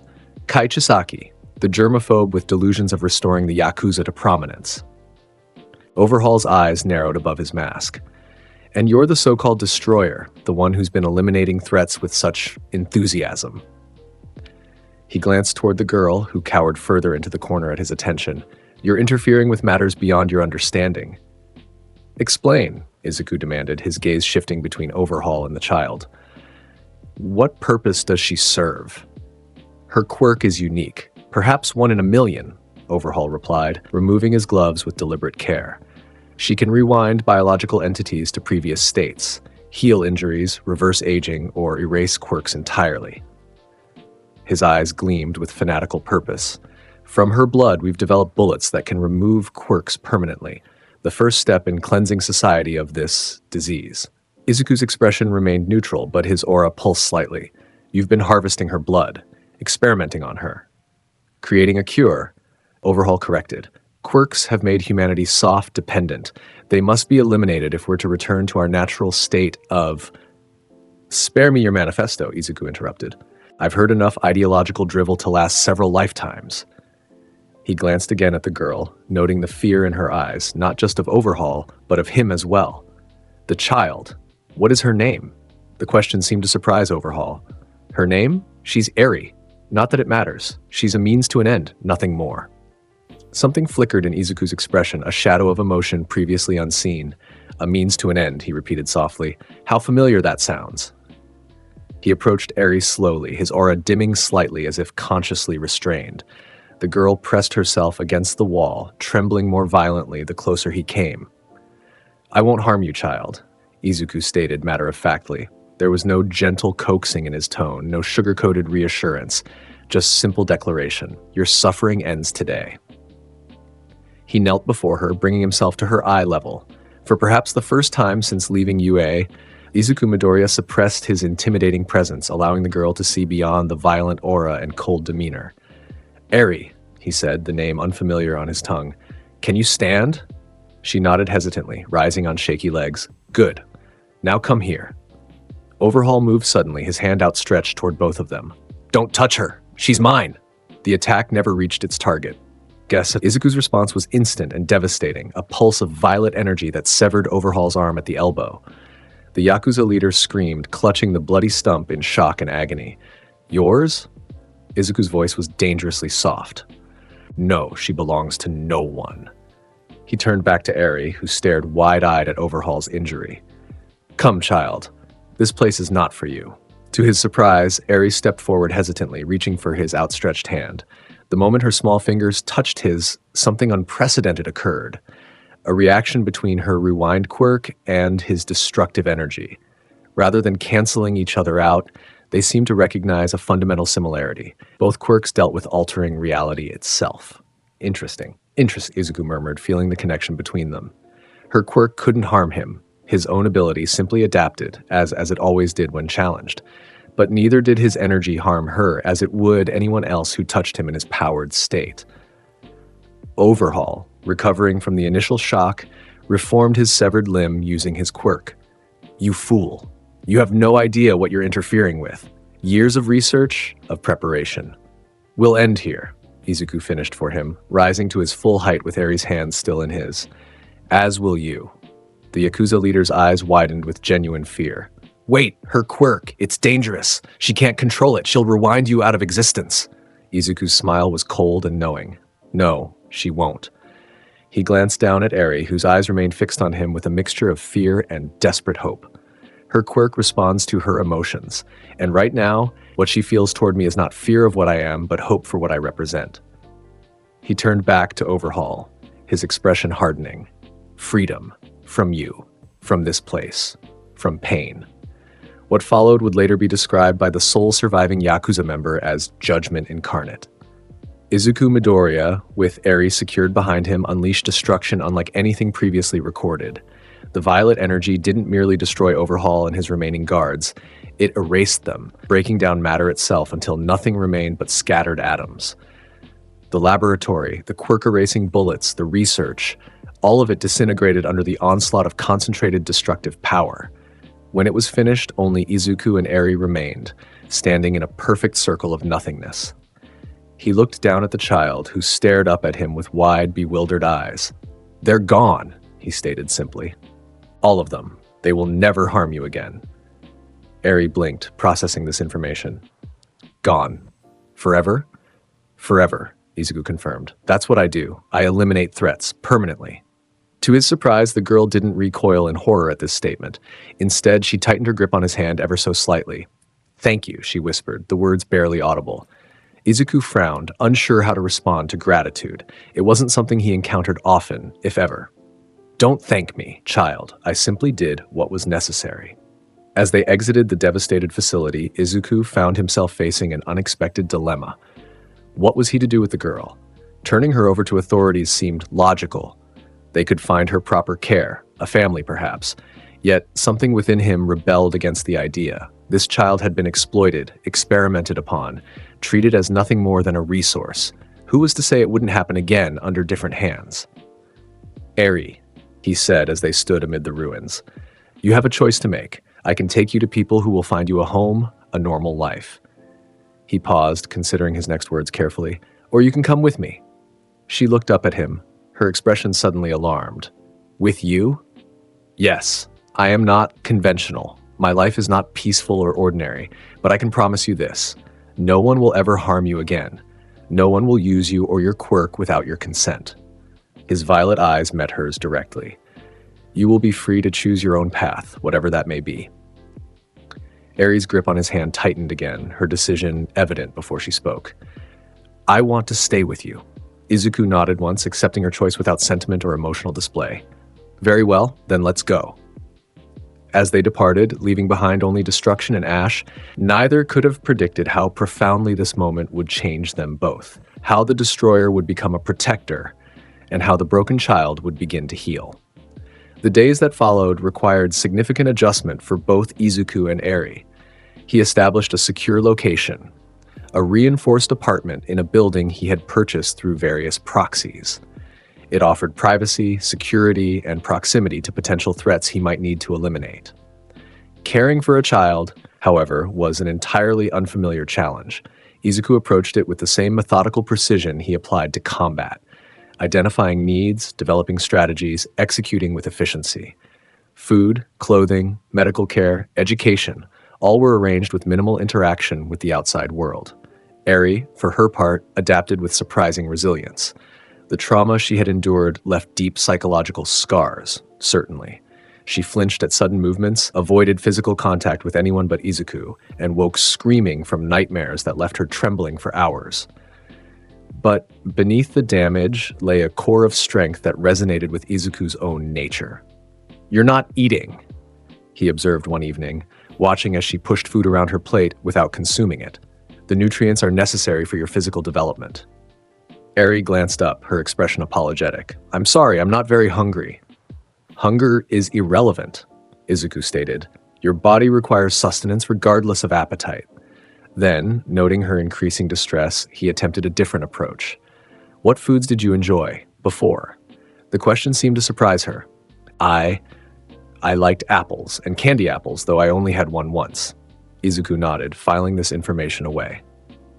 The next day, the apartment contained various apple-based foods: fresh fruit, juice, applesauce, and yes, candy apples. Eri's expression when she discovered them was something Izuku found himself unexpectedly appreciating, a small moment of genuine joy breaking through her perpetual fear. Their routine established itself gradually. Mornings were devoted to education, Izuku proving himself a demanding but effective teacher. Afternoons focused on helping Eri understand and eventually control her quirk. Evenings were quieter, with Eri often falling asleep early, exhausted from the day's activities. Throughout it all, Izuku continued his self-appointed mission. He would secure Eri safely in the apartment, protected by security systems of his own design, then venture out to eliminate threats as they emerged. Each time he returned, sometimes bearing new injuries that would heal with remarkable speed, Eri would be waiting, her relief at his return evident despite her attempts to hide it. "Were you concerned?" he asked once, noting her expression as he returned from a particularly challenging encounter. Eri nodded hesitantly. "I thought you might not come back." "Unlikely," Izuku replied with characteristic bluntness. "Few opponents present any genuine challenge these days." He removed his damaged jacket, revealing rapidly healing wounds beneath. "These are inconsequential." The girl watched the injuries close before her eyes, fascinated by the process. "Your quirk makes you stronger when you get hurt," she observed. "Like mine makes people go backward." Izuku paused, considering this comparison. "There are similarities," he acknowledged. "Both involve altering conventional reality. The difference is control." He knelt before her, bringing himself to her eye level, as had become his habit when discussing important matters. "My quirk serves me because I command it absolutely. Yours currently commands you because fear drives it. That will change with training." "Will I be strong like you someday?" Eri asked, the question startlingly direct from the usually reserved child. Izuku studied her thoughtfully. "Not like me," he finally answered. "Your strength will be different, but no less significant." These moments of connection became more frequent as weeks passed. Izuku found himself adapting his behavior, not out of sentimental attachment, but pragmatic recognition of what Eri needed to recover and develop. He moderated his naturally intimidating presence around her, explained his actions and decisions rather than simply imposing them, and even, on rare occasions, indulged her childish requests for stories or demonstrations of his power. It was during one such demonstration, showing her how he could control the intensity of his destructive energy, that an alert sounded throughout the apartment. Someone had breached the outer security perimeter, someone with significant power. "Stay here," Izuku instructed, his aura flaring to combat readiness. "The inner room. Lock the door." Eri nodded, fear evident in her expression, but her movements calm and practiced. They had rehearsed this scenario multiple times. She knew exactly what to do, where to hide, how to activate the final security measures if necessary. Izuku moved to the apartment's main entrance, his senses extended to identify the intruder. The energy signature was unfamiliar yet unmistakably powerful. A quirk user of exceptional ability approaching without attempt at concealment. The door exploded inward before he could open it, revealing a figure silhouetted against the hallway lights. Female, athletic, with distinctive rabbit-like ears extending from her head. "Found you," she declared, stepping into the apartment with confident strides. The infamous destroyer, hiding in a civilian apartment complex. Not what I expected. Izuku recognized her immediately. Rumi Usagiyama, the rabbit hero, Mirko. Currently ranked among the top 10 heroes, known for her aggressive combat style and solitary operation methods. "Interesting," he commented, making no move to attack. "Of all the heroes they might send, they chose you. A calculated decision." Mirko grinned, sharp and predatory. "No they involved. This is my own initiative. The commission's still debating whether to classify you as villain, vigilante, or natural disaster." She circled him slowly, assessing. "I got tired of waiting for bureaucrats to make up their minds. And what classification have you decided upon?"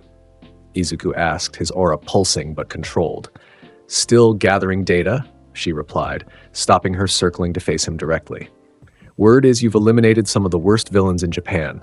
No captures, no restraint, just permanent solutions."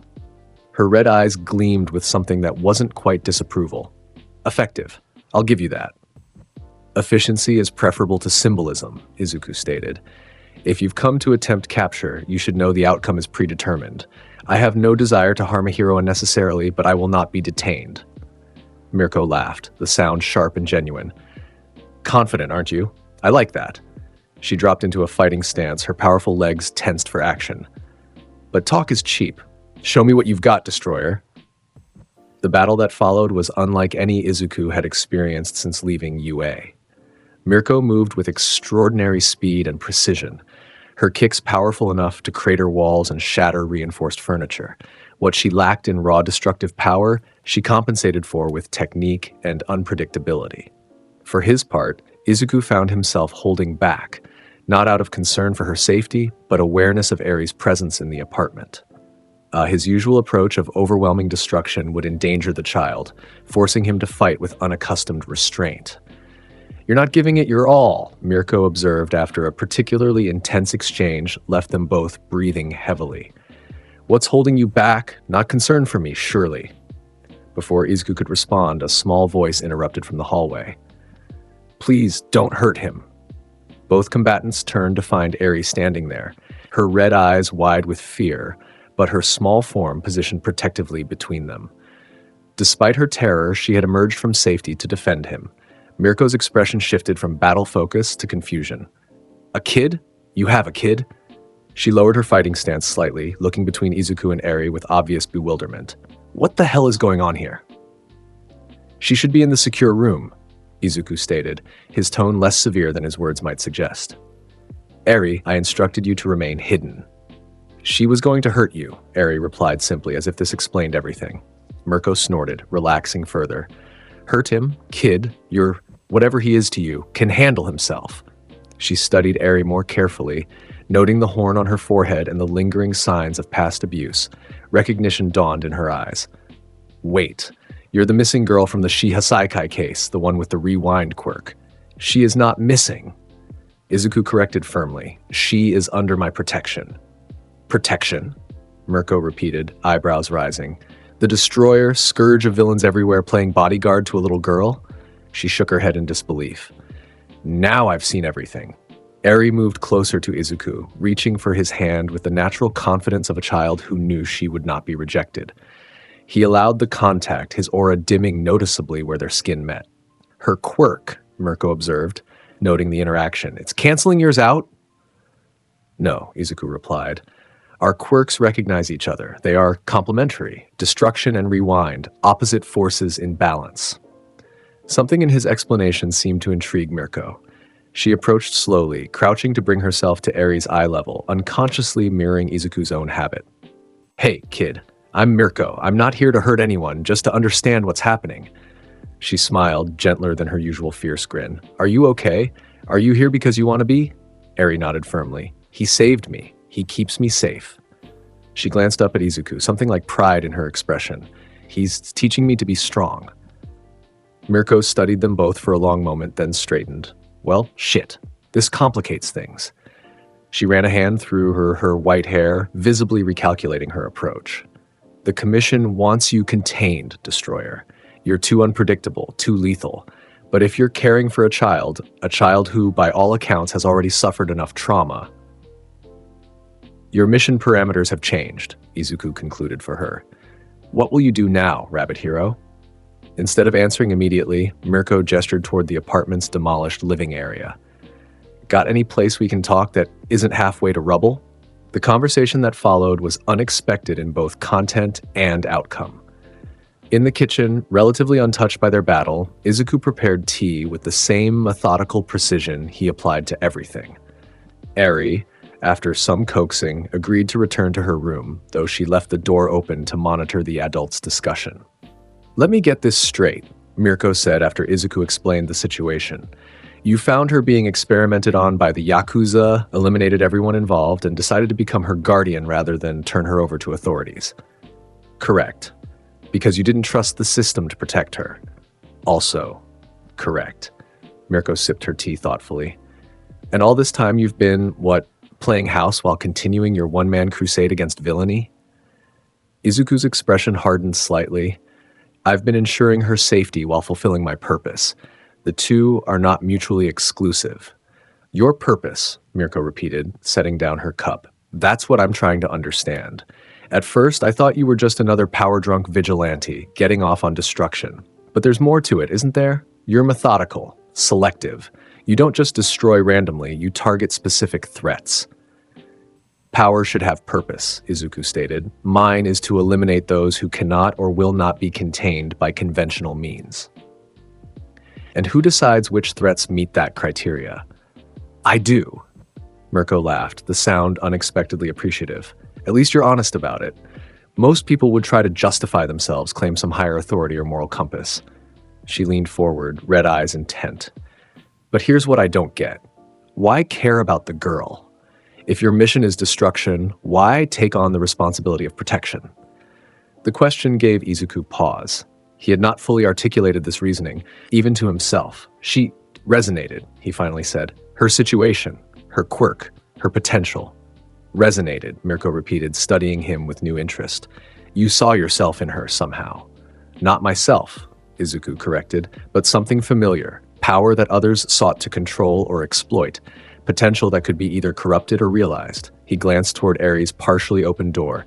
She deserves the freedom to determine her own path, as I have determined mine. Mirko nodded slowly, as if pieces of a puzzle were falling into place.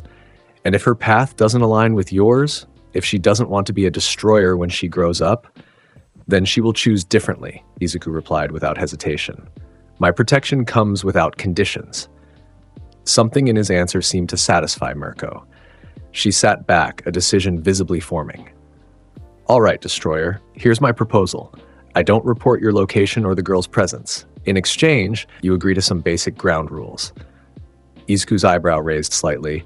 You're suggesting collaboration rather than confrontation. Interesting. I'm suggesting a compromise, Mirko corrected. One that keeps the kids safe and lets you continue your mission without bringing the full weight of hero society down on your head. She counted off points on her fingers. First, no civilians casualties. Ever. Second, you coordinate with me on major threats, share intelligence, prevent overlap. Third, the girl gets proper socialization and education, not just combat training in isolation. And in return? In return, I run interference with the Commission. Keep them looking in the wrong directions, maybe even feed you information about threats they're struggling to contain. Her smile turned predatory again. And occasionally, we work together. Because I've got to admit, your fighting style is something I'd like to see up close, preferably not aimed at me. Izuku considered the proposal with his usual methodical analysis. It had merit. Mirko's assistance could provide valuable intelligence and reduce unnecessary complications. Her understanding of his objectives, while not complete, was more aligned with his own than any other hero he had encountered. And there was something else, something he was not accustomed to acknowledging. In their brief battle, she had impressed him. Not many could match his speed or anticipate his movements as she had. There was a ferocity to her fighting style, an embrace of combat for its own sake that resonated with his own approach. Acceptable, he finally stated, with one condition of my own, which is, you will assist in Aries training. Your combat expertise and control of an enhancement-type quirk would be beneficial to her development. Mirko seemed surprised by the request, then thoughtful.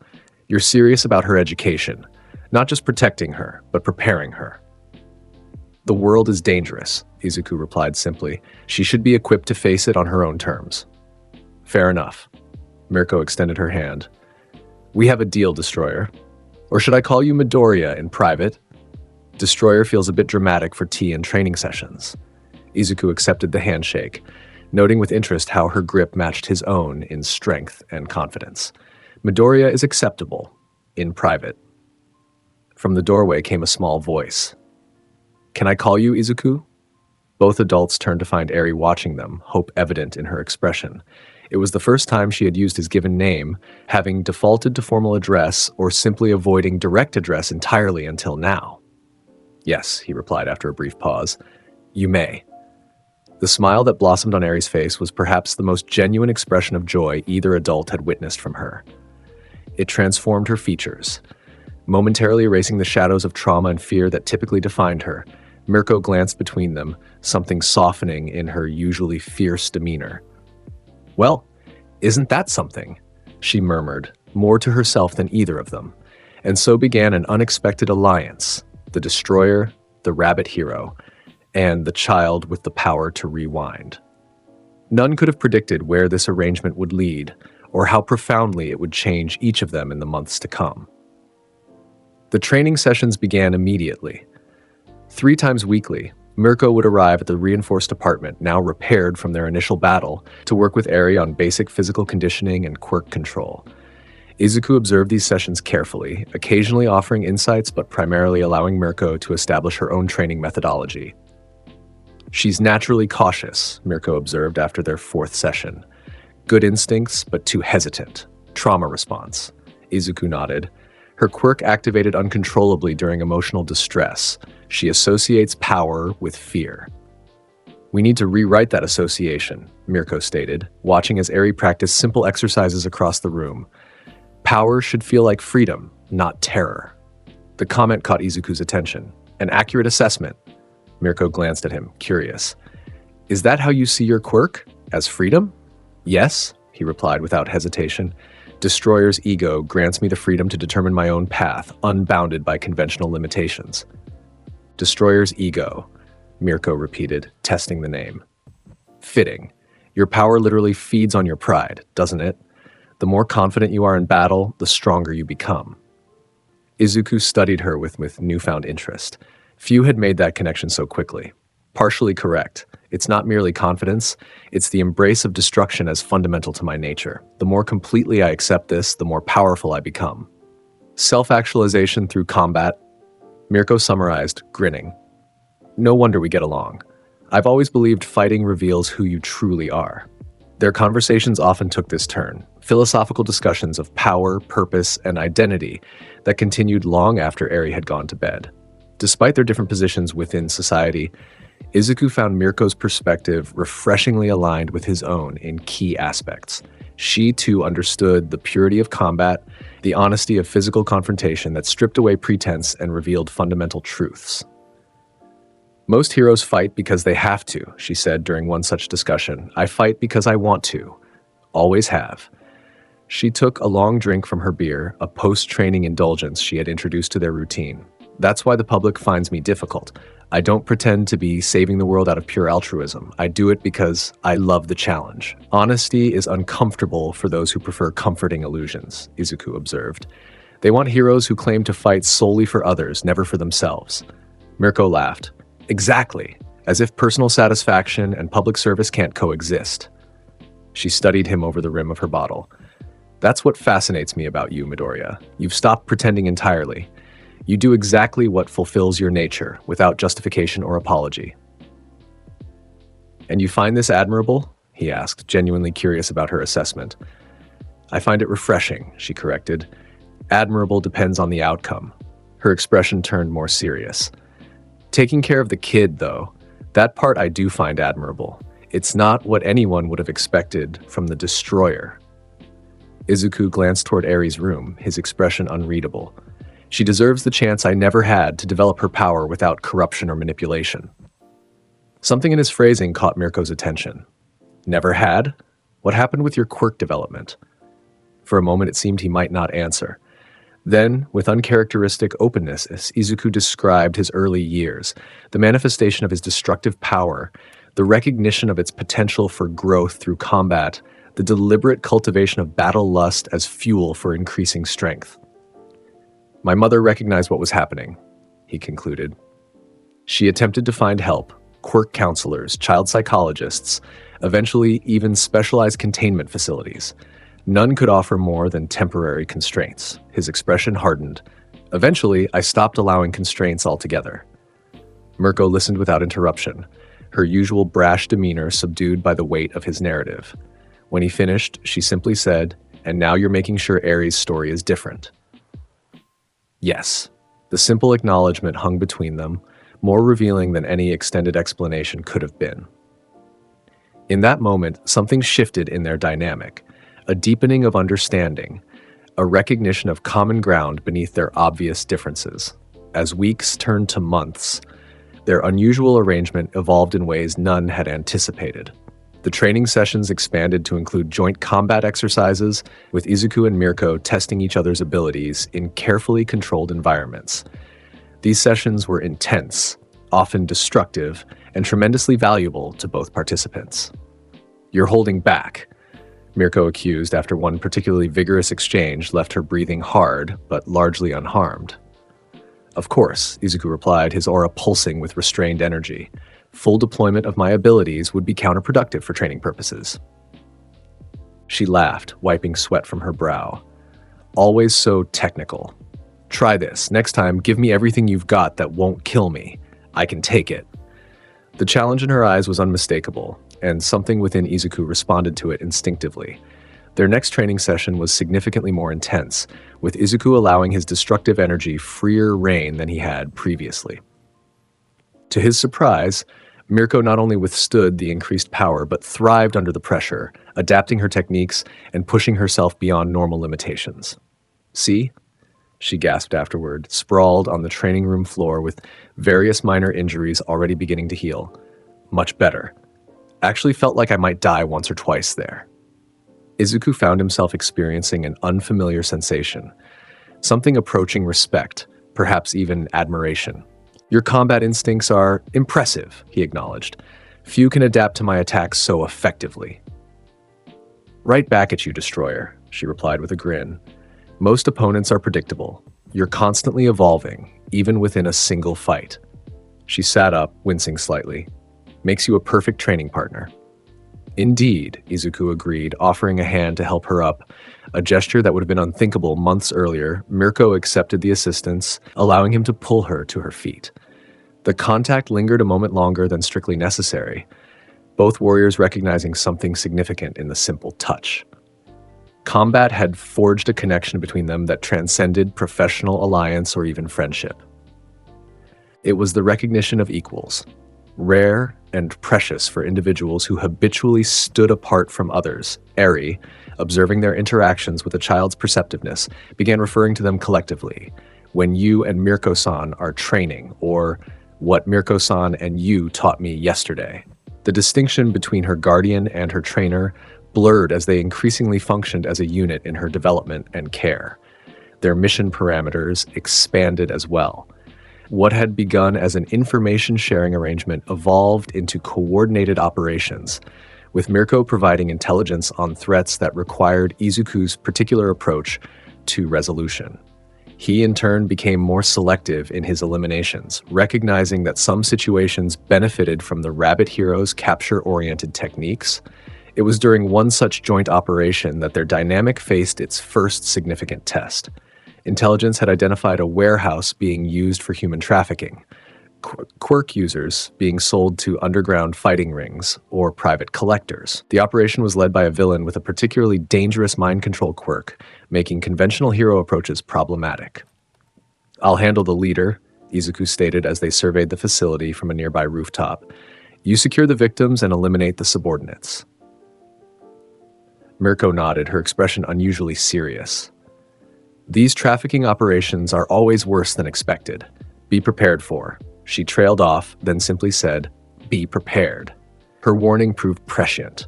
The warehouse contained horrors beyond even their experience. Individuals in various stages of quirk-induced compliance, some reduced to near vegetative states by prolonged mental manipulation. Children were among the victims. Their powers manifested early enough to make them valuable commodities in the underground market. Izuku found the leader in a fortified office, surrounded by guards with enhancement-type quirks. The battle was brief and decisive, his violet energy making short work of the defensive line. When he confronted the mind controller, a slight, unassuming man with unnaturally pale eyes, something unfamiliar stirred within him. "Please," the villain began, raising his hands placatingly. "I'm just a businessman. These people were already outcasts, unwanted. I gave them purpose, structure." "Silence," Izuku interrupted, his aura darkening with an intensity he typically reserved for the most dangerous opponents. "You prey on the vulnerable. You break minds for profit." His voice dropped lower, vibrating with barely contained fury. "You target children." The destruction that followed was more thorough than his usual eliminations. Not merely the villain himself, but every trace of his operation, records, equipment, the very structure of the office, all were reduced to their component atoms, erased so completely it was as if they had never existed. When he rejoined Mirko, who had successfully secured the victims and neutralized the remaining traffickers, she noted the difference in his demeanor immediately. "You okay?" she asked quietly, stepping away from the rescued individuals to speak privately. "Yes," Izuku replied, though his aura continued to pulse with unusual intensity. "The threat has been eliminated." Mirko studied him carefully. "This one got to you. I can tell." He didn't deny it. "There were children," he said simply. "Like Eri." Understanding dawned in her expression. "Yeah, that's why I warned you." She placed a hand on his arm, a casual touch that would have been unthinkable months earlier. "It's okay to be affected by this stuff, even for the mighty destroyer." Izuku glanced at her hand, then at her face.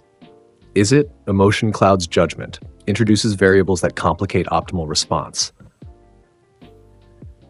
"Bullshit," Mirko replied with characteristic bluntness. "Your quirk literally feeds on emotion, your pride, your battle lust. Why would righteous anger be any different?" She squeezed his arm lightly. "Some things deserve destruction. Some threats should make you angry." Her words resonated unexpectedly. Izuku had always viewed his emotions as tools to be harnessed for maximum combat efficiency. The idea that certain emotional responses might be valid for their own sake, might even enhance rather than detract from his purpose, was novel. "Perhaps," he acknowledged, neither accepting nor rejecting her perspective outright. Mirko grinned, recognizing even this small concession as significant. "Come on, Destroyer, let's get these people to safety, then head home. Eri's probably waiting up for us." Home. The word caught Izuku's attention. When had the reinforced apartment, initially just a secure location for his operations, become home? When had Eri's presence, originally a responsibility he had assumed out of pragmatic necessity, become something he anticipated returning to? And when had Mirko's involvement become so integrated into this arrangement that us felt natural rather than intrusive? These questions lingered as they completed their mission and returned to the apartment. Eri was indeed waiting, having convinced the caretaker Izuku had arranged, a quirk-certified individual with impeccable references and no knowledge of his true identity, to let her stay up past her usual bedtime. "You're back!" she exclaimed, relief evident in her voice. Her eyes tracked them both equally, confirming their safety with the vigilance of a child who had learned early that absence could be permanent. "Of course we are," Mirko replied with a grin, ruffling the girl's hair affectionately. "Takes more than some low-level traffickers to keep us away." Izuku simply nodded, his aura dimming to its usual controlled state in Eri's presence. "You should be asleep. Tomorrow's training will not be postponed regardless of your current fatigue level. Despite the severity of his words, there was no real censure in his tone. Eri recognized this, smiling up at him with the confidence of someone who knew they were valued. I wanted to make sure you were okay. Both of you. We're fine, kid, Mirko assured her, exchanging a brief glance with Izuku. Now off to bed. Like your scary guardian said, training waits for no one.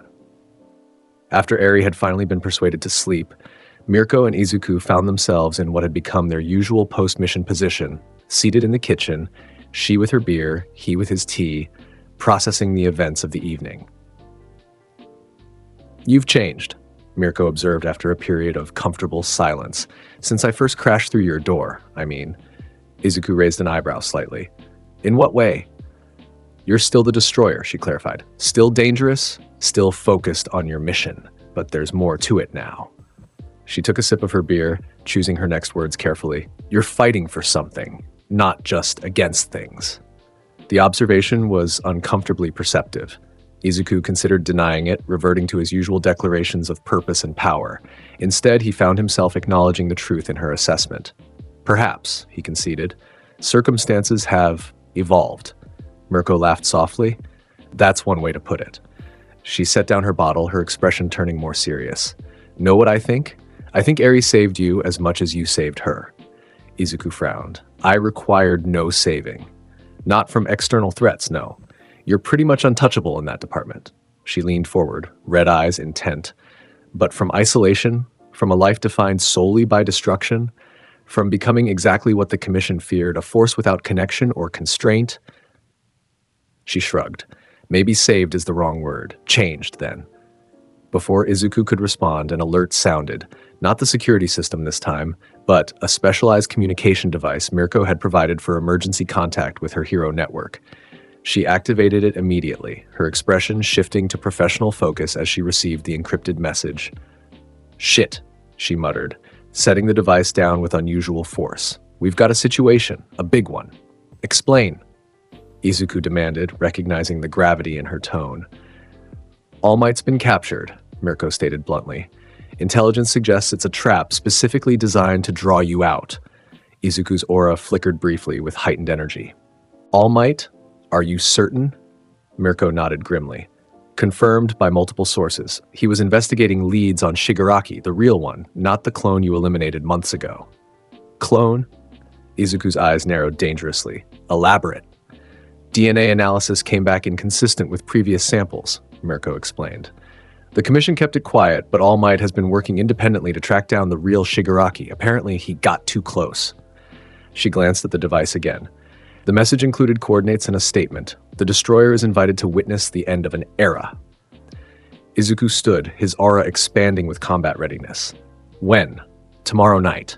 Some abandoned research facility outside Kamino Ward. Mirko rose as well, her posture mirroring his battle-ready stance. It's obviously a trap. Of course it is, Izuku agreed. The question is not whether it's a trap, but whether the bait is genuine. His expression hardened. If they truly have captured All Might, the situation changes significantly. Mirko studied him with sudden intensity. You're going, aren't you? Even knowing it's a trap specifically designed for you. Yes. Why? She pressed. You've made it clear you don't consider yourself a hero in the conventional sense. All Might represents everything you've rejected, symbolism over action, restraint over decisive force. Izuku was silent for a moment, his violet eyes distant with unexpected contemplation. All Might is significant, he finally stated. His capture represents an unacceptable shift in the balance of power. Mirko's expression suggested she wasn't entirely convinced by this explanation, but she didn't press further. If you're going, I'm going, she declared instead. 2 against whatever they've got is better odds than 1. No, Izuku responded immediately. You will remain here with Eri. Her safety takes precedence over all other considerations. I can arrange alternative protection for her, Mirko argued. My agency has secure facilities, personnel with appropriate clearance. Unacceptable, Izuku interrupted. No facility is secure enough if both of us fail to return. No personnel are equipped to handle her quirk if she experiences emotional distress. His expression softened almost imperceptibly. She needs consistency, stability, If I do not return, you must continue her training, her development. The implication hung heavy between them. For perhaps the first time since his quirk had evolved to its current state, Izuku was acknowledging the possibility of his own defeat. Not out of fear or weakness, but pragmatic preparation for Eri's well-being, Mirko's expression cycled through frustration, understanding, and finally, reluctant acceptance. Fine, but you're not going in completely alone. I'll coordinate with trusted contacts, provide intelligence support remotely. She stepped closer until they were nearly touching. And you will return, Destroyer. That's not a request, that's an order. Izuku found himself unexpectedly affected by her proximity, by the fierce determination in her red eyes. I do not take orders, he reminded her, though without his usual dismissive tone. Make an exception, she replied. Then, with characteristic impulsiveness, she closed the remaining distance between them, pulling him into a kiss that was as fierce and uncompromising as everything else about her. For a moment, Izuku remained perfectly still, processing this unexpected development. Then, with the same intensity he brought to combat, he responded, one hand moving to the small of her back, while the other tangled in her white hair. When they finally separated, both slightly breathless, Mirko grinned up at him. Just so we're clear on what you're coming back to, Destroyer. Izuku studied her with newfound interest, as if seeing her completely for the first time. Clarity is appreciated, he acknowledged, the ghost of a smile briefly crossing his usually stern features. The following morning brought the necessary preparations for what both recognized might be Izuku's most challenging battle yet. Intelligence gathering, equipment checks, contingency planning, all conducted with methodical precision, interrupted only by Eri's regular training schedule, which Izuku insisted on maintaining despite the circumstances.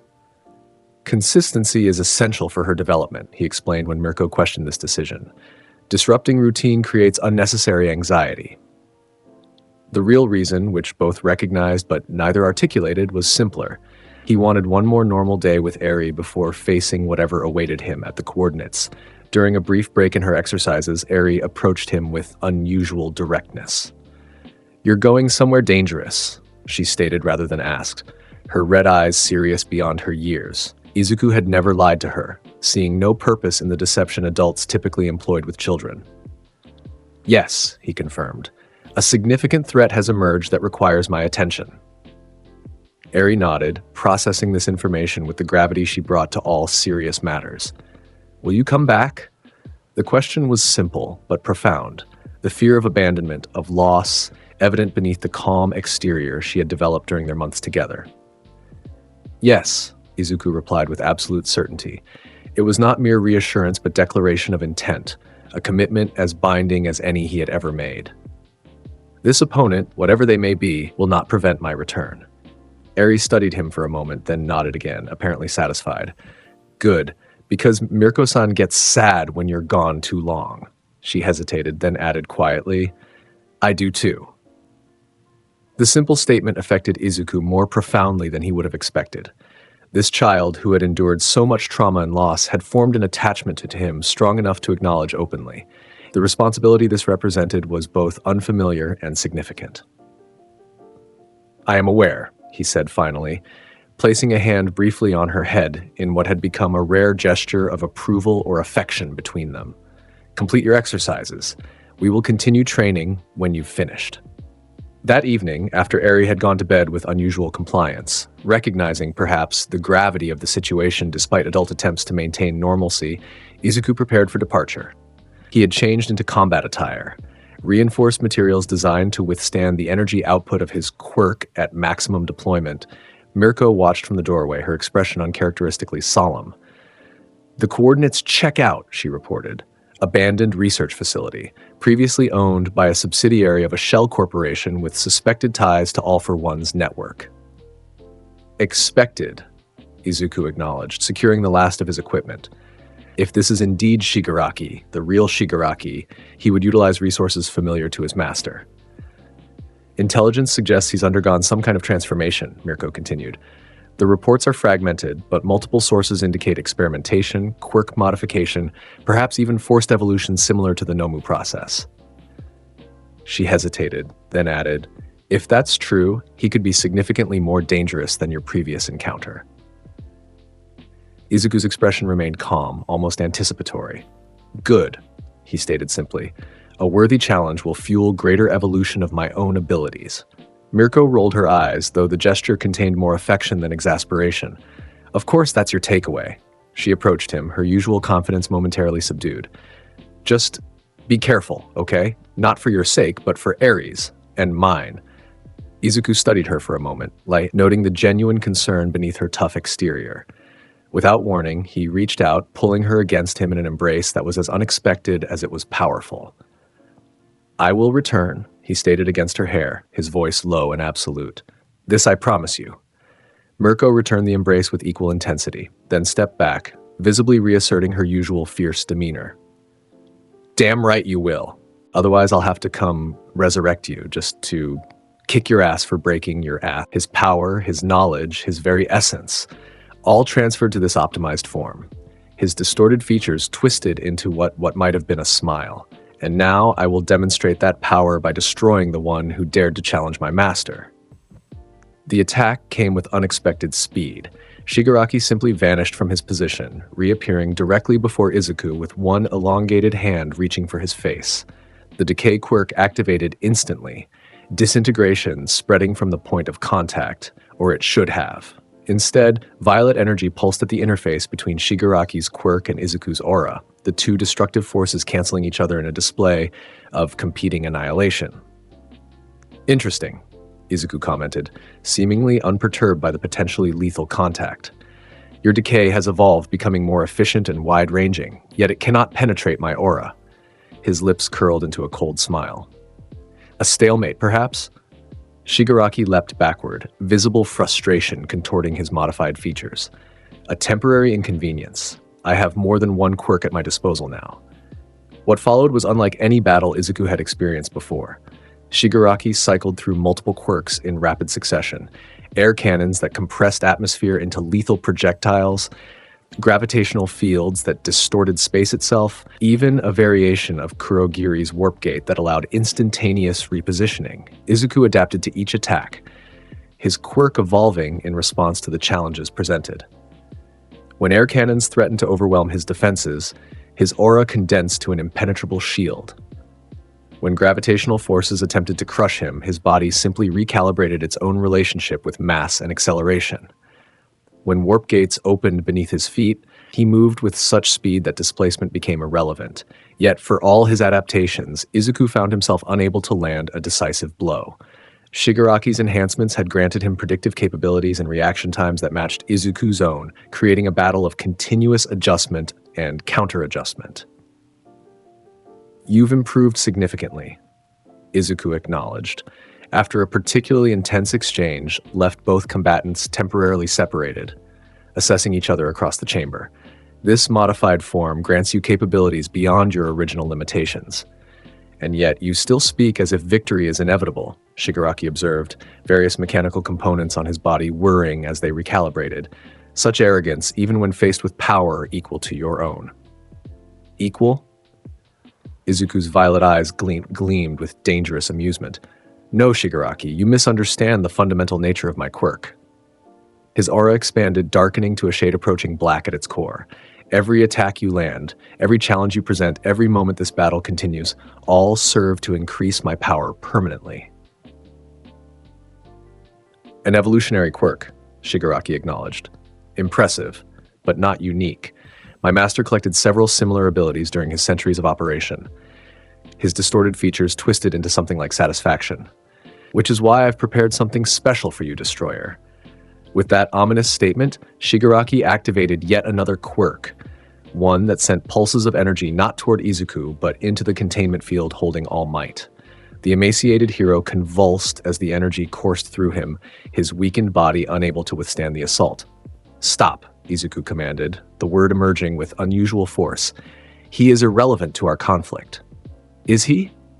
Shigaraki's laugh was terrible to hear. Then why does his suffering affect you so? Why does the great destroyer, who claims to care only for battle and evolution, concern himself with the fate of a fallen symbol? The question struck uncomfortably close to truths Izuku had only recently begun to acknowledge. All Might represented something beyond strategic value. A connection to his past, perhaps, or a benchmark against which his own evolution could be measured. Whatever the reason, the sight of the hero's suffering provoked a response Izuku had not anticipated, genuine anger beyond the calculated battle lust he typically employed. A tactical error, Izuku stated coldly, his aura responding to his emotional state by intensifying further. You believe creating emotional distress will compromise my combat efficiency. The opposite is true. With that, he launched an attack of unprecedented speed and power, crossing the distance between them faster than even Shigaraki's enhanced perception could track. His fist connected with the villain's modified torso, the impact generating a shockwave that cracked the reinforced walls of the chamber. Shigaraki flew backward, crashing through equipment and containment units before stabilizing himself with one of his acquired quirks. "Yes!" he exclaimed, despite the visible damage to his modified form. "This is the response I sought!" The emotional catalyst that will push you beyond rational constraints. The battle escalated dramatically, both combatants abandoning restraint in favor of raw destructive output. Shigaraki deployed quirks in combination now. Decay enhanced by acceleration, warp gates positioned to redirect attacks back at their origin, even a pain amplification field that would have incapacitated any normal opponent. Izuku matched each escalation with his own, his quirk responding to the increasing challenge by evolving in real time.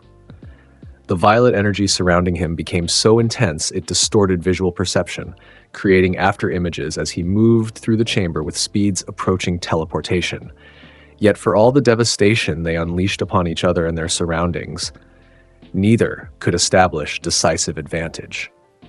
Shigaraki's multiple quirks provided tactical flexibility that compensated for Izuku's increasing raw power. The battle approached stalemate, with both warriors sustaining damage that would have been fatal to lesser beings. "Do you understand now?" Shigaraki called out during a brief respite, various systems within his modified body visibly repairing damage. "This is what my master prepared me for, to face power like yours as an equal, to demonstrate that even the mighty destroyer has limitations." Izuku stood amid the destruction they had caused, his combat attire in tatters, but his body showing remarkable recovery from injuries that should have been debilitating. "Limitations," he repeated thoughtfully. "Yes, I suppose all beings have them. The question is whether one acknowledges those limitations or transcends them. Philosophical even now," Shigaraki mocked. "Let's see how well that serves you when I complete what I began." He turned his attention back to All Might, activating the quirk that had caused the hero such agony earlier. "Watch as your former teacher, the great symbol of peace, is reduced to nothing before your eyes." All Might's weakened body convulsed again, more violently than before. Whatever quirk Shigaraki was employing, it seemed designed specifically to target the hero's unique physiology, perhaps even the embers of One for All that still resided within him. In that moment, something shifted within Izuku Midoriya. The calculated battle lust that had defined his combat style gave way to something both more primal and more focused: protective rage. It wasn't merely anger at Shigaraki's tactics or frustration at the battle's lack of resolution. It was genuine fury at the sight of deliberate cruelty inflicted on someone who could no longer defend himself. "Enough," Izuku stated, the word carrying weight beyond its simple meaning. His aura changed, the violet energy darkening further until it appeared almost black, shot through with pulses of deep purple that resembled lightning. "This ends now." Shigaraki turned, clearly intrigued by the transformation. "Another evolution? Fascinating. Let's see if it's sufficient to." He never completed the sentence. Izuku moved with such speed that perception itself struggled to track him, appearing directly before Shigaraki with one hand extended toward the villain's modified chest. Your master made a critical miscalculation," Izuku stated, violet energy gathering around his palm in concentrated form. He believed power was defined by accumulation, by how many quirks one could acquire and control simultaneously. The energy pulsed, becoming so dense it seemed to bend light around it. True power comes from perfect alignment with one's nature, from embracing what you are completely, without reservation or distraction. His eyes met Shigaraki's, absolute certainty evident in his expression. I am a destroyer. It is not merely what I do, it is what I am. With that declaration, he released the gathered energy directly into Shigaraki's body. Unlike his previous attacks, this was not an external force but an intrusion. Destructive power injected into the villain's very being, seeking out and targeting the multiple quirks that had been artificially integrated into his system. Shigaraki screamed, the sound inhuman and terrible. His body convulsed as the violet energy spread through him, disrupting the delicate balance of his modified form. Various quirks activated chaotically as his control faltered. Decay spreading across his own limbs, warp gates opening and closing randomly within his torso, gravitational fields collapsing inward. What? What are you doing to me? He managed through the agony, his voice fluctuating between Shigaraki's higher pitch and the deeper resonance of All for One's influence. Exploiting the fundamental weakness in your design, Izuku replied calmly, maintaining the energy transfer despite Shigaraki's increasingly desperate attempts to break free. Your power comes from artificial integration of multiple quirks within a single vessel. Mine comes from perfect unity of purpose and ability. His expression hardened. When confronted with true destruction in its purest form, your patchwork modifications cannot maintain coherence. The process continued for what seemed an eternity, but was likely only seconds.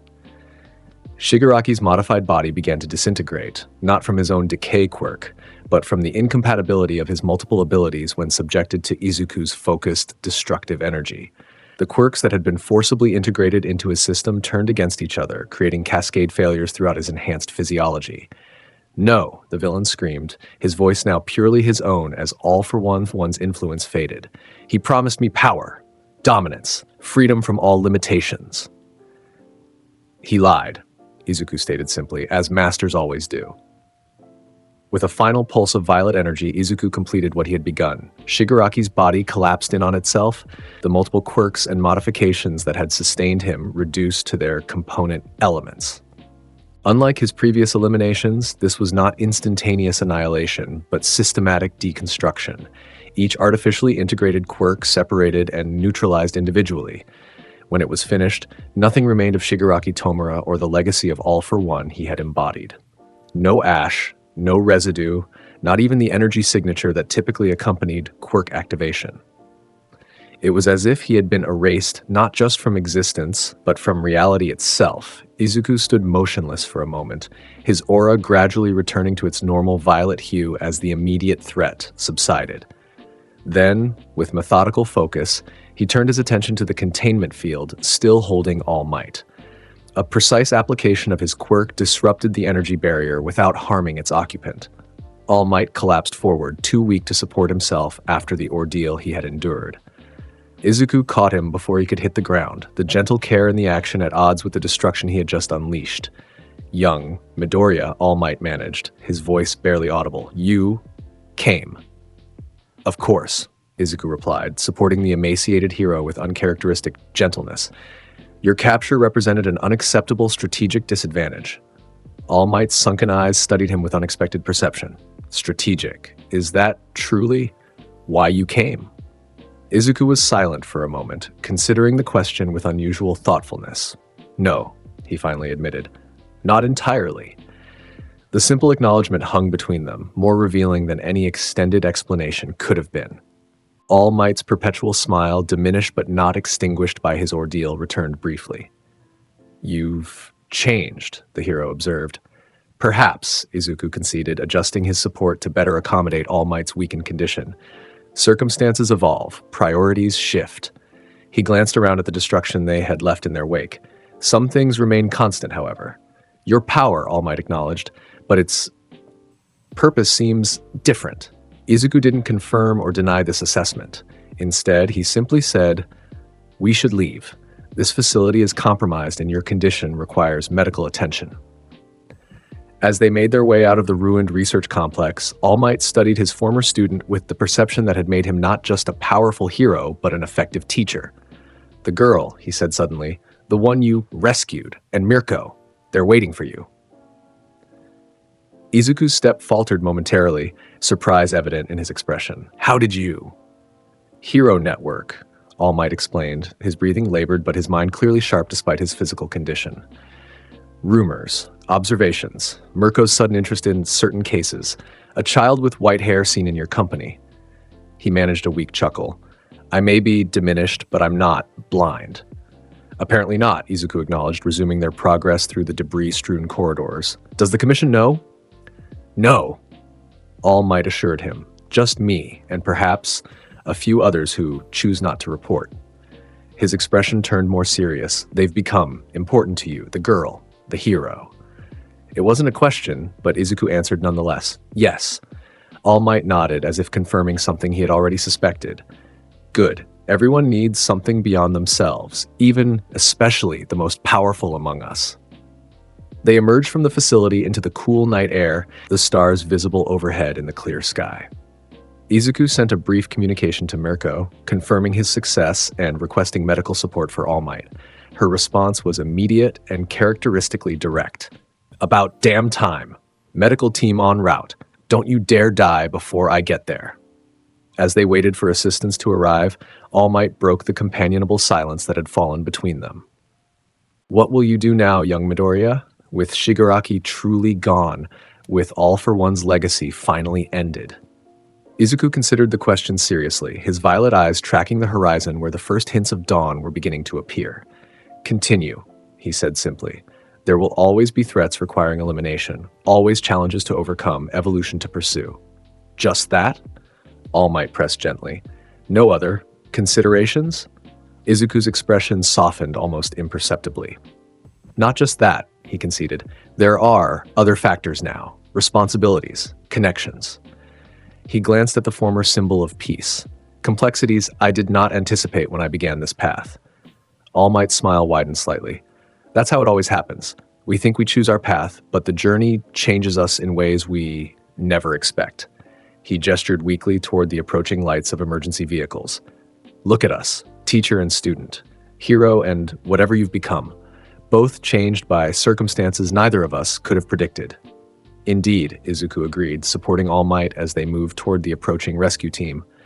Though I maintain I am not a hero in your conventional sense. No, All Might acknowledged. You're something else entirely, perhaps something necessary for the times ahead. His expression turned contemplative. Every era has the heroes it requires. Perhaps you are exactly what this world needs now. Izuku didn't respond to this assessment, but neither did he dismiss it outright as he once might have. As the medical team approached, efficiently transferring All Might to proper care under Izuku's watchful supervision, he found himself considering the hero's words with unexpected seriousness. A familiar voice cut through his contemplation. Took you long enough, Destroyer. Mirko approached from the lead vehicle, her confident stride and fierce expression exactly as he remembered them. She stopped before him, red eyes scanning for injuries with professional assessment that didn't quite mask personal concern. You look like hell, she observed, noting his tattered clothing and the remnants of injuries already healing beneath his regenerative quirk. The other guy worse, I hope? There is no other guy anymore, Izuku replied simply. Shigaraki has been eliminated, permanently this time, along with whatever remained of All for One's influence. Mirko's expression shifted to one of genuine respect. Damn, that's big, Midoriya. End of an era, kind of big. She glanced toward the medical team now attending to All Might.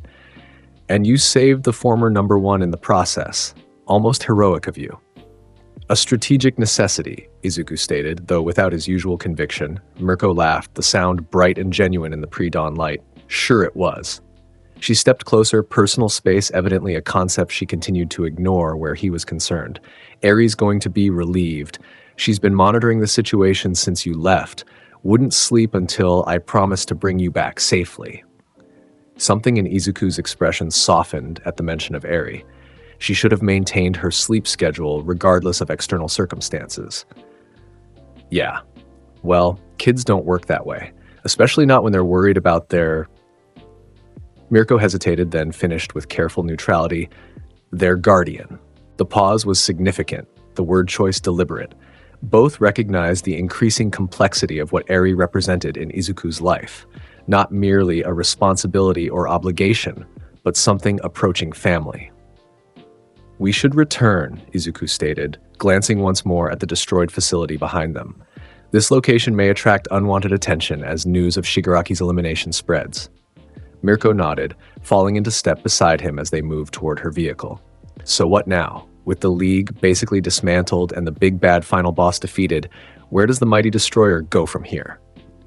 Izuku considered the question, echoing All Might's earlier inquiry. His response, however, was different, evolved perhaps by the events of the night and the realizations they had prompted. "Home," he said simply. "For now, I go home." Mirko's expression softened momentarily, genuine emotion visible beneath her usual fierce demeanor. "Yeah," she agreed quietly. "Home sounds good."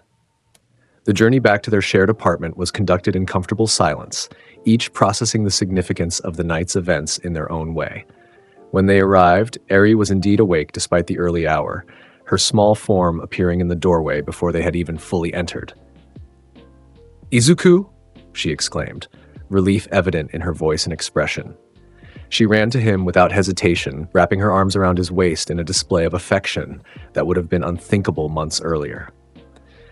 To Mirko's evident surprise, Izuku returned the embrace, one hand resting briefly on Eri's head in what had become his characteristic gesture of acknowledgement and approval.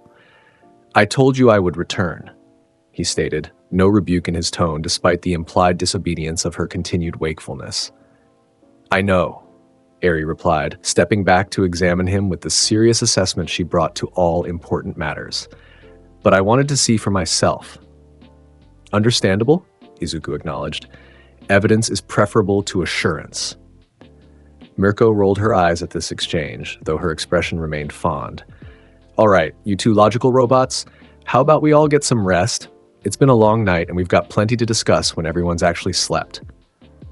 The following days brought significant adjustments to their unusual household. News of Shigaraki's final elimination and the complete dismantling of what remained of the League of Villains spread rapidly through hero networks, though the specific details remained classified. All Might's rescue was attributed to a coordinated hero operation, with no mention of Izuku's involvement, a diplomatic fiction maintained by those who recognized the complexities of the situation. For his part, Izuku found himself confronting unexpected questions about his path forward. With his primary mission effectively completed, the elimination of threats beyond conventional containment, what purpose would his power serve now? The answer, he discovered, was evolving in ways he had not anticipated. "You know?" Mirko observed one evening as they watched Eri practice her quirk control exercises. "You could probably get official hero licensing if you wanted it now. After taking down Shigaraki and saving All Might, the Commission would be willing to overlook certain methodological differences." Izuku considered this suggestion with uncharacteristic thoughtfulness. "Perhaps," he acknowledged, "though I question whether conventional hero structures would accommodate my approach." "They're more flexible than you think," Mirko countered, "especially when results are undeniable." She gestured toward Eri, who was carefully practicing rewinding specific objects to predetermined states, an exercise they had developed to improve her precision. "Plus, there are other considerations now." The implication was clear. Eri's future would be more secure if her guardian operated within legal frameworks rather than outside them. The girl deserved normalcy, stability, the opportunity to develop without the constraints of hiding or secrecy. "I will consider it," Izuku stated, neither accepting nor rejecting the possibility outright. Mirko grinned, recognizing even this much as significant progress. "That's all I'm asking." She leaned against him slightly, the casual contact that had once been unthinkable, now comfortable and familiar. "For what it's worth, I think you'd make one hell of a hero. Not the smiling, publicity-friendly type, obviously, but the kind people actually need when things get truly dangerous." Izuku glanced at her, genuine curiosity in his expression. "Is that how you see me, as a potential hero?" "I see you as exactly what you are," Mirko replied without hesitation. "A destroyer, yes, but also a protector, someone who eliminates threats others can't or won't face." Her red eyes met his violet ones directly. "The label doesn't matter. Hero, vigilante, destroyer, they're just words. What matters is what you do with the power you have." Her perspective resonated unexpectedly. Izuku had always defined himself by his quirk, by the destructive potential it represented and the evolutionary path it offered. The idea that his identity might encompass more, might include protection alongside destruction, creation alongside elimination, was novel but not entirely unwelcome. A valid assessment, he acknowledged, his attention returning to Eri as she successfully completed a particularly challenging rewind exercise, though simplistic in certain aspects. Mirko laughed, familiar enough with him now to recognize the acceptance buried within his critique. I'll take that as agreement. She stood, stretching with the casual athleticism that characterized all her movements. I'm going to check in with my agency, see what the latest intelligence reports say about the fallout from Shigaraki's elimination. Want me to bring back dinner? That curry place Eri likes? Acceptable, Izuku agreed, the domestic exchange feeling strangely natural despite how far it deviated from his original solitary existence. As Mirko departed, Izuku continued observing Eri's practice, noting improvements in her control and confidence. The girl who had once feared her own quirk now approached it with methodical determination, embracing its potential while respecting its limitations. In many ways, her journey mirrored his own, learning to harness power that others had feared or sought to exploit, finding purpose beyond the simple fact of ability. Izuku, she called, having completed her assigned exercises. Can I try something different? Explain, he prompted, always encouraging precision in her requests and observations. Eri approached, her expression serious but not fearful. I want to try rewinding something living, something small, she clarified quickly. Maybe a plant that's wilting, to see if I can control it enough to make it healthy again without rewinding it too far. The request demonstrated both ambition and caution, a balance Izuku had worked to instill in her training. A reasonable progression, he acknowledged. Select an appropriate subject from the botanical specimens in the eastern window. Document the current state before attempting modification. Eri nodded, pleased by his approval, and set about preparing for this new challenge with the methodical approach he had taught her. As she worked, Izuku found himself contemplating the changes evident in both of them since their first encounter in the Yakuza laboratory. The frightened, traumatized child had developed into a focused, increasingly confident young girl with growing mastery of her once feared abilities. And he had evolved in ways that transcended mere combat potential. His power remained absolute, his commitment to elimination of genuine threats unwavering. Yet alongside these constants, new priorities had emerged. Protection, education, even though he would rarely acknowledge it directly, affection. Perhaps Mirko was right. Perhaps the labels hero, villain, vigilante, destroyer were ultimately less significant than the application of power, the purpose behind ability. If his destruction served to protect what deserved protection, to eliminate what truly threatened innocence like Eri, did the methodology matter so much? As he watched Eri carefully documenting the condition of a wilting fern before attempting her controlled rewind, Izuku Midoriya found himself considering possibilities previously unexamined. His path had never been conventional. Perhaps its continuation needn't be either. The future stretched before them. Destroyer, protector, healer, warrior, each finding their own way forward in a world transformed by their choices and connections. Whatever label society might eventually assign him, Izuku knew one truth with absolute certainty. He would continue to evolve, to adapt, to grow stronger with each challenge faced and overcome. But no longer solely for himself, no longer in isolation. The power he wielded now served purpose beyond its own expression. It protected what was precious, eliminated what threatened, preserved what deserved preservation. Perhaps that was evolution in its truest form, not merely increasing strength, but expanding its application and significance.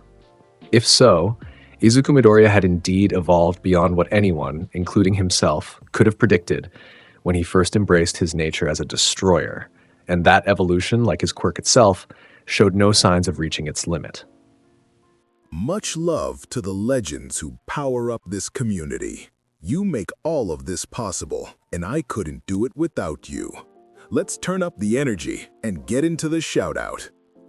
For our pro hero tier, holding it down on the front lines, we've got Javon McQuire. For our symbol of peace tier, the Unstoppable Squad repping hard, Alexander Thompson, Jaden Garrett, Remorse Furs, Black Vein, Greg Green, Justin Pontanel, Nicholas Barnes, Joshua Hedrington, Aaron Abercrombie, Drift SKE8R, Akeno Humejima, Corey Tokars, Jan, Zero Hope 3656, Devin Black, Rowdy Rich, Bionitarius V, King of the Pirates, Crow, Daniel Sharp, Roberto Ramos de Cristina, Dasher Games, Joe Bros, Aiden Schmidt, Mason Edwards, Ray Von Crimson River, Dante Alistar, Adam Yonkers, Blood Saints, Omar Cousin, Donna Cafe, Zeph, Assassin 24, Howie 60, Ignacio, Albert, Carlos Terry, Rafael Turan, Kevin Hall. And for our Hope of the Universe tier, standing tall as the ultimate champions, James, Chwanyan Thompson, Big Fro Pro, Juan, I'm Calver, Cozy. Massive respect and gratitude to every single one of you. You are the driving force that keeps this channel going strong. And that's where we end this chapter of Izuku's brutal journey. If you enjoyed watching this prideful warrior dominate everything in his path, smash that subscribe button and hit the bell so you never miss the next episode. Drop a comment telling me what you thought about this version of Midoriya. More incredible what-if stories are coming your way. Thanks for watching, and I'll see you in the next one.